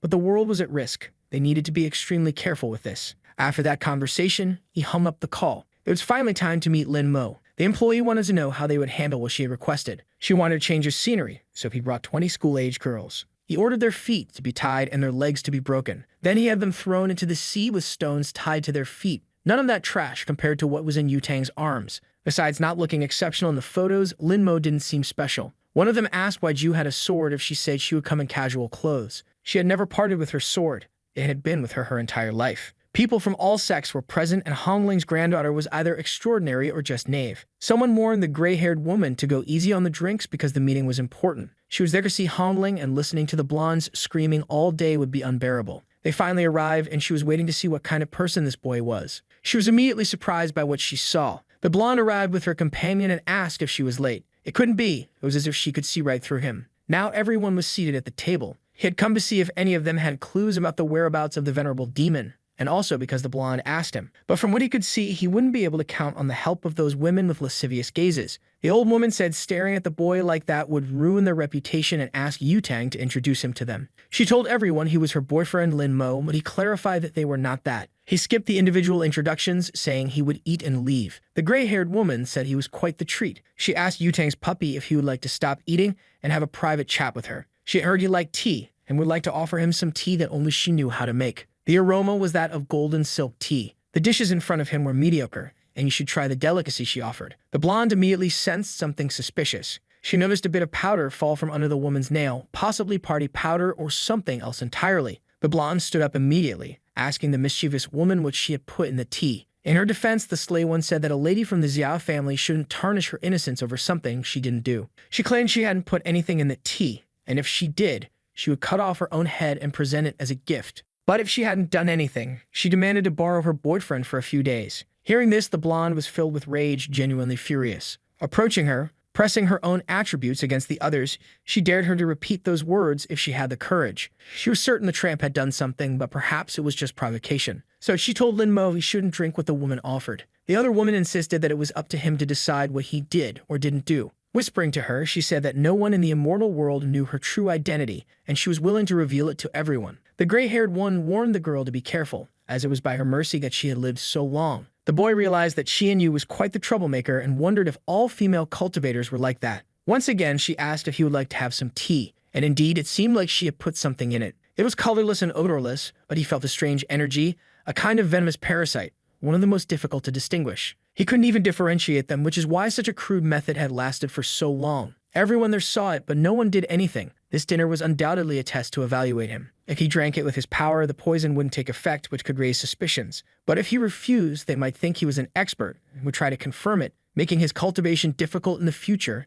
as they would always be cautious around him. It was a difficult situation, and he wasn't sure if he could get out of it, but then a hand slammed on the table and grabbed the tea. The blonde drank the entire cup. It was so unexpected that Lin Mo dropped his food from his chopsticks. She drank it for him, hoping they would remember the type of relationship they had if anything happened to her. That was enough, and the old woman said she had brought a treasure and wanted to show it to her. She asked if it wasn't cute, but it was just a strange rat. This rat sought yang energy, looking for people with bodies capable of cultivating, and it seemed they were going to use it to determine if Lin Mo could be her partner or not. There was just one detail about this. In his family, not a single person had been able to cultivate for the past 18 generations. To her surprise, the rat began squealing non-stop. Without leaving the old woman's hand, it was practically going crazy. Everyone was shocked by the rat's intense reaction. The gray-haired woman told the old lady to let the rat move. As soon as she released it, it swiftly leaped across the table towards Lin Mo. Then it jumped at him, but he flicked it away with a single snap of his fingers. Since he was still eating, he asked the old woman to take care of her rat. But he said it didn't matter. It seemed her friends didn't like him, so he was leaving. However, the blonde asked him to wait. She wanted him to at least listen to what she had to say. The one with the blindfold said the rat was always shy. Even if it encountered a body with pure yang energy, it would just observe. Shocked, the old woman said it wasn't just a body with pure yang energy. Tearing up, she said it was the supreme body, something she had only heard of in legends. The Zhao family's daughter was too lucky, which made the old woman literally envious. What happened that night must remain confidential. Anyone who leaked the information would be severely punished. Thinking to herself, the gray-haired woman imagined that Yu-Tang wouldn't be able to resist his body. They left the place on her motorcycle. He wanted to confirm if there really was something in the tea, and the blonde said that woman wouldn't dare do anything against her. And since she hadn't come after her, it meant it wasn't anything serious. Distracted, her eyes widened in shock at the sight in front of her. An unfortunate dog crossed in front of her motorcycle. To avoid killing the animal, she made a risky maneuver, preferring to risk her life and her boyfriend's instead of the animal's. In that moment, all she could see was Lin Mo flying through the air, but she managed to grab his arm. The two ended up falling to the ground. The blonde ended up on top of him, and the boy asked if she could get off. Worried, she wanted to know if he was hurt, but he was fine, as falling off a motorcycle only hurts in real life. He looked curiously at the blonde's hands. Throwing snow in his face, she suggested they have a snowball fight. The poison she drank caused some effects. Childish behavior was one of them, along with facial redness and extreme heat in 9 out of 10 cases. A poison that removes behavioral filters, making the victim susceptible to bullying others or having very lascivious behavior. Thinking about this, he looked at the stunning woman who seemed eager to sit on his face. So he agreed to play for a while, as long as they didn't take too long. It reminded him of the past, when he was asked to play all day. Normal people could take a break, but as a cultivator, he shouldn't. She knew that with demons around, he wouldn't do that. In fact, she had been waiting and waiting for him all this time. She was upset. He still wasn't an immortal emperor, but the elders said he had the potential for it. The girl wanted to know how long it would take him to reach that status. Until he attained immortality, lived in paradise, became an emperor, and defeated the demons. Anxious, she really wanted to know how long it would take. 1,000 years, 10,000 years. If that were the case, it was possible the world would end long before. Besides, it was possible he would never marry a mortal like her. All she wanted now was for him to dedicate half an hour of his day to play with her in the snow. After that, she apologized for putting him in a difficult situation. She told him to go on and be the hero he wanted to be. Perhaps in the next life, they could meet again, who knows? Because she will keep bothering him to enjoy the snow with her. The monstrous sword says this generation of cultivators is foolish. He shouldn't have given that place to weak mortals. Since the Demon King doesn't care, he's going to destroy that place. The girl crawls, the air is so heavy she can barely breathe. As soon as he gets close to her, the monstrous sword strikes with force. But the Emperor appeared to protect her. Angry at what the sword had done to the place, he launched a strike with his own sword. The monster was irritated because, despite being a demon sword, they had sent a novice to deal with it. He said his brothers would arrive soon and the sword wouldn't be able to escape. But the demon sword wanted to know who was faster, him dying or his brothers arriving. The battle continued with violence amid the burning village. A single blow had been devastating. Then he realized there was something worse than his wounds. The girl he had protected was now flying through the air. It was too late. The demon sword was eager to take her life. But then he noticed something was happening. His feet were being held. The monster told the novice he had been fooled. All his attention was focused on that woman, and now he couldn't move. His fatal blow would kill him, but the woman stepped in his place. He was shocked as she died in front of him. The monster lifted his hand, her body trapped in its claws. Shaking her, he threw the body aside as if it were nothing and said it was now the novice's turn. However, he couldn't complete his execution. The venerable demon was summoning him, and he wondered if his master had learned of his unauthorized actions. Furious, the emperor demanded to know if he was a minion of the venerable demon. Whether he was or not, it was too bold of the novice to ask him that. He should be grateful to the venerable demon because, thanks to his call, he was now a hero among immortals. He turned to Ying as she was in shock and asked if she was okay. Barely able to speak, she said the boy had returned. She wanted to know if it was really him, as she could no longer see anything. Crying, he told her it was indeed him, asking her to hold on a little longer because his brothers were on their way. But she couldn't take it anymore and asked him to listen. Behind the bamboo forest at the cliff's edge, he would have to go alone, but she hoped that in her next life she could accompany him. Her last words to him were an apology. The fire continued to consume the forest amid the emperor's mourning. The future demon king told her father that the sword was problematic and that it was only a matter of time before bigger consequences arose. He couldn't continue to shelter something so problematic. He should learn from her. It wasn't bad to kill and destroy. But her father simply gave her a harsh slap across the face. Killing insignificant people or killing bandits is the same thing. Her weakness would cost everything their ancestors fought for, and perhaps she wouldn't be the next venerable demon. He remembered her requests as it was snowing, and how he never had time for that, until his eyes met something. Looking at the moon, he recalled what she used to say, that if he kept practicing, his hair would turn gray. His memories made him cry, grieving. She told him to be a hero so they could meet in the next life. Now the one standing before him was the blonde. But he remembered the promise of his first love, that she would keep bothering him to play in the snow with her. All he wants now is to stop lamenting and not continue making the same mistakes. The blonde looked at the screen puzzled. She ended up encountering something unexpected. She needed to read it carefully. Wei Qian had attempted to take her own life and succeeded. She mourned for this woman. Soon after, another message appeared on the computer. The person wasn't well and was canceling that gaming team. Now she was furious with Han Xinyi. All of this was undoubtedly her fault. If it weren't for the blonde, she and Xinyi wouldn't have ended up in this situation. Almost losing consciousness, she lamented for Wai Qin. Meanwhile, the ominous woman wanted to know what would happen if the blonde ceased to live right there. But she apologized as she hadn't imagined her family would put so much pressure on her because of a tournament.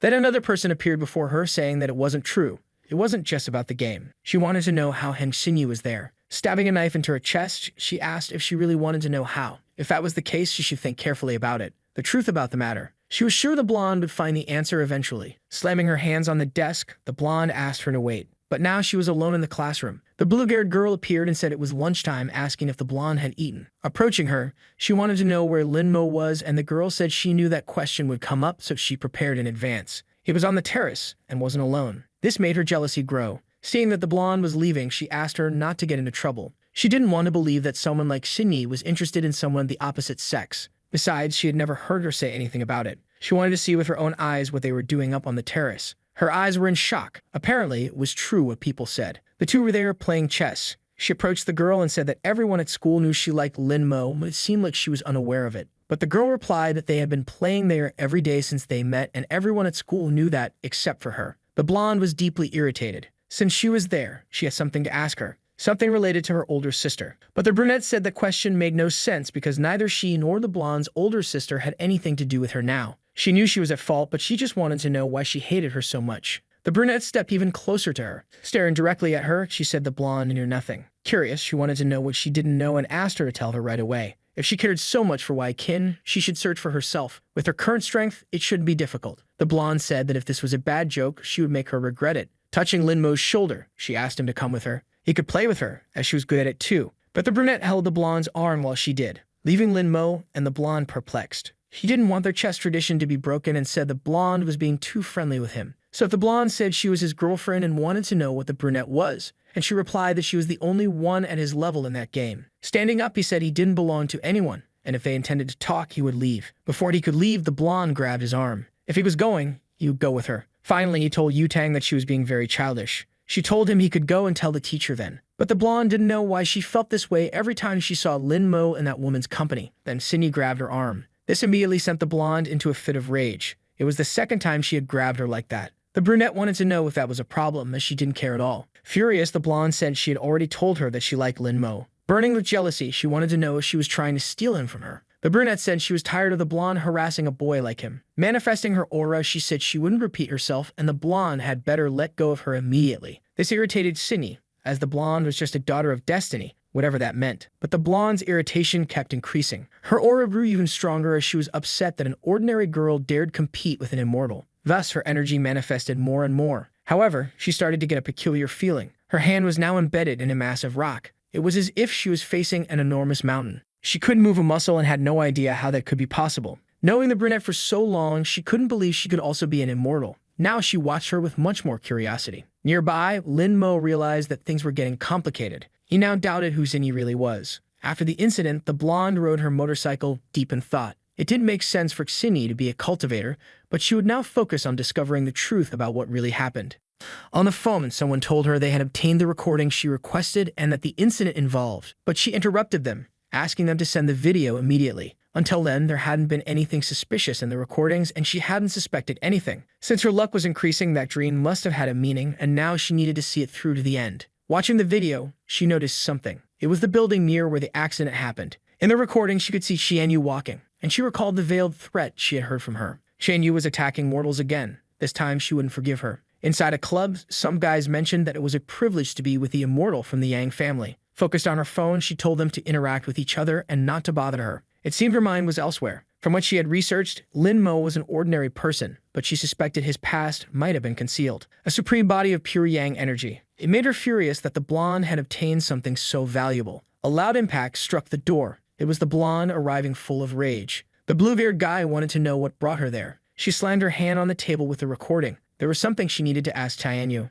The gray-haired woman said that her family members never changed and that the blonde never had manners. Then she ordered her lackeys to leave. Only the women and the blue-haired guy remained. The blonde wanted to know why she had been with the girl that day. She looked down cynically. She said she didn't know what the blonde was talking about. Since she didn't want to tell, the blonde decided to refresh her memory. In the past, Wai Qin was part of her team, and they had made it to the finals of the spring selection. The team they defeated in the final was called Heaven's Gate. The gray-haired woman asked if she was supposed to be impressed already. Angrily, the blonde ordered her not to lie. She knew that Xianyu was the leader of that team. Out of jealousy, she had injured Simi and killed Wei Qin. She did it just to spite the blonde and satisfy her sick pride. Xianyu placed a mocking hand over her mouth. She sighed after hearing everything. Then she started laughing uncontrollably. But the blonde, taking the situation seriously, asked why she was laughing. Xianyu said Yutang was really adorable. She then lit a cigarette patiently. Back then, she was bored and formed a team that ended up losing in the finals. She didn't know anything about the other team and only found out now that it was the blondes.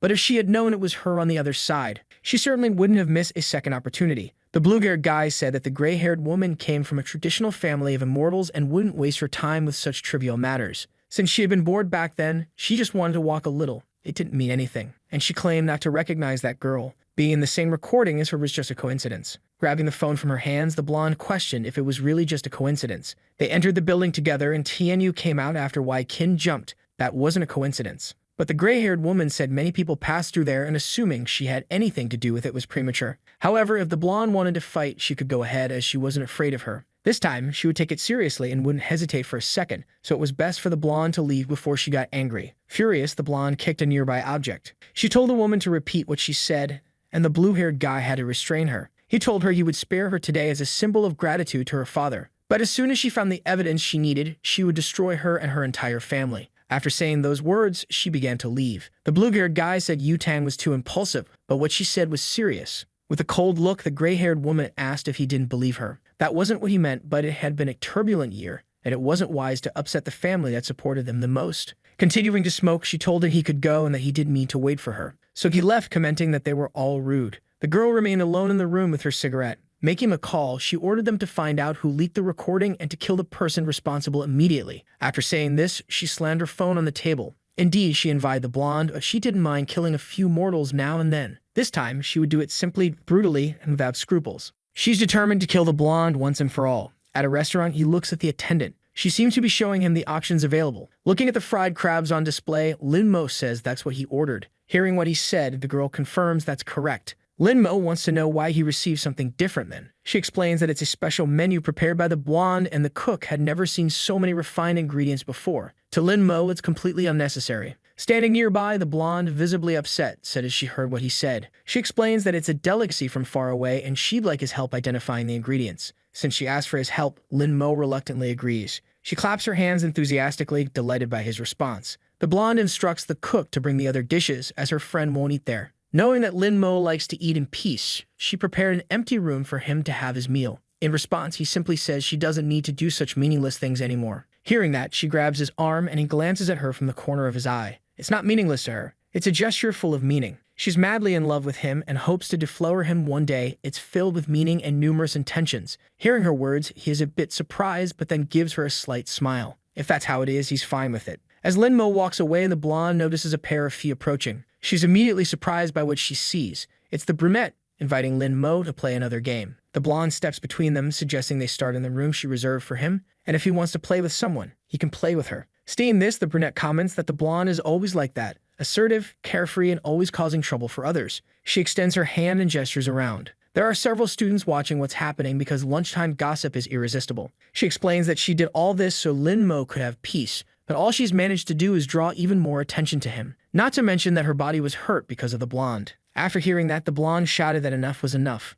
She shooed the onlookers away, telling them they had nothing to gain by watching and didn't need to stay. After that, she sighed deeply. She finally admitted that she had analyzed her problem with her older sister and knew it had caused her pain. She was aware she had caused trouble for her and understood why she was hated. There was no way she was handing Lin Mo over to her rival. Nor did the brunette want to give up her chess partner. As the two argued, Lin Mo announced that he was leaving. The truth was he was deep in thought about the brunette's nature. Seeing him leave, the blonde tried to get him to stay. However, the brunette extended her arm in front of her. She asked her not to cause more trouble for Lin Mo. Yutang said she didn't care, she was a cultivator too, but she shouldn't use the game as an excuse to stay close to him. If she liked him, fine, but she shouldn't interfere. However, if she was getting close to Lin Mo just to take revenge on the blonde and hurt his feelings, things would get complicated for her. But that wasn't the case at all. Completely blushing, the brunette said she didn't like him. They were just chess partners, nothing more. Hearing this, the blonde let go of the brunette's collar. Since she was being honest and had good intentions, the blonde would let it go. She made it clear that the brunette was no competition for her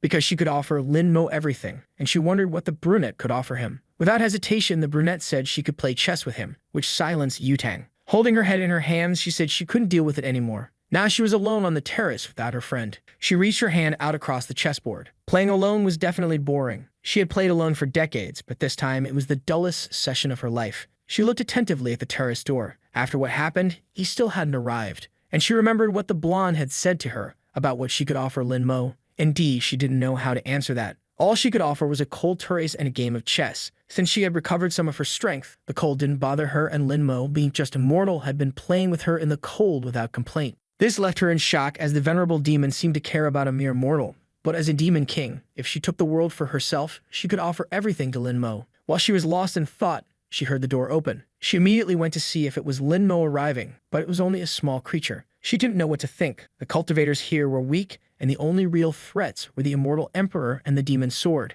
Leaning on the railing, she thought some more. In thousands of years, she had never felt this way, anxious, and she wondered if he had gone to the room Yutang arranged. She figured that young people of this era were sensitive, and that maybe he had gone there because of what happened earlier. However, she didn't know why she was thinking about him so much. He was just a chess partner. What the blonde said had made her think. She didn't like him, and she hoped Lin Mo didn't misunderstand her feelings. But she decided she would explain herself soon to avoid any misunderstandings about how she felt. When he answered the phone, she introduced herself. He said he knew she was a good girl and would find someone better, then hung up the call. That was definitely not what she expected. Throwing the phone on the ground, she muttered that he should listen to people before jumping to conclusions. So the video ends here. If you don't want to miss the next part, activate the notification bell, and see you next time on Tob's channel.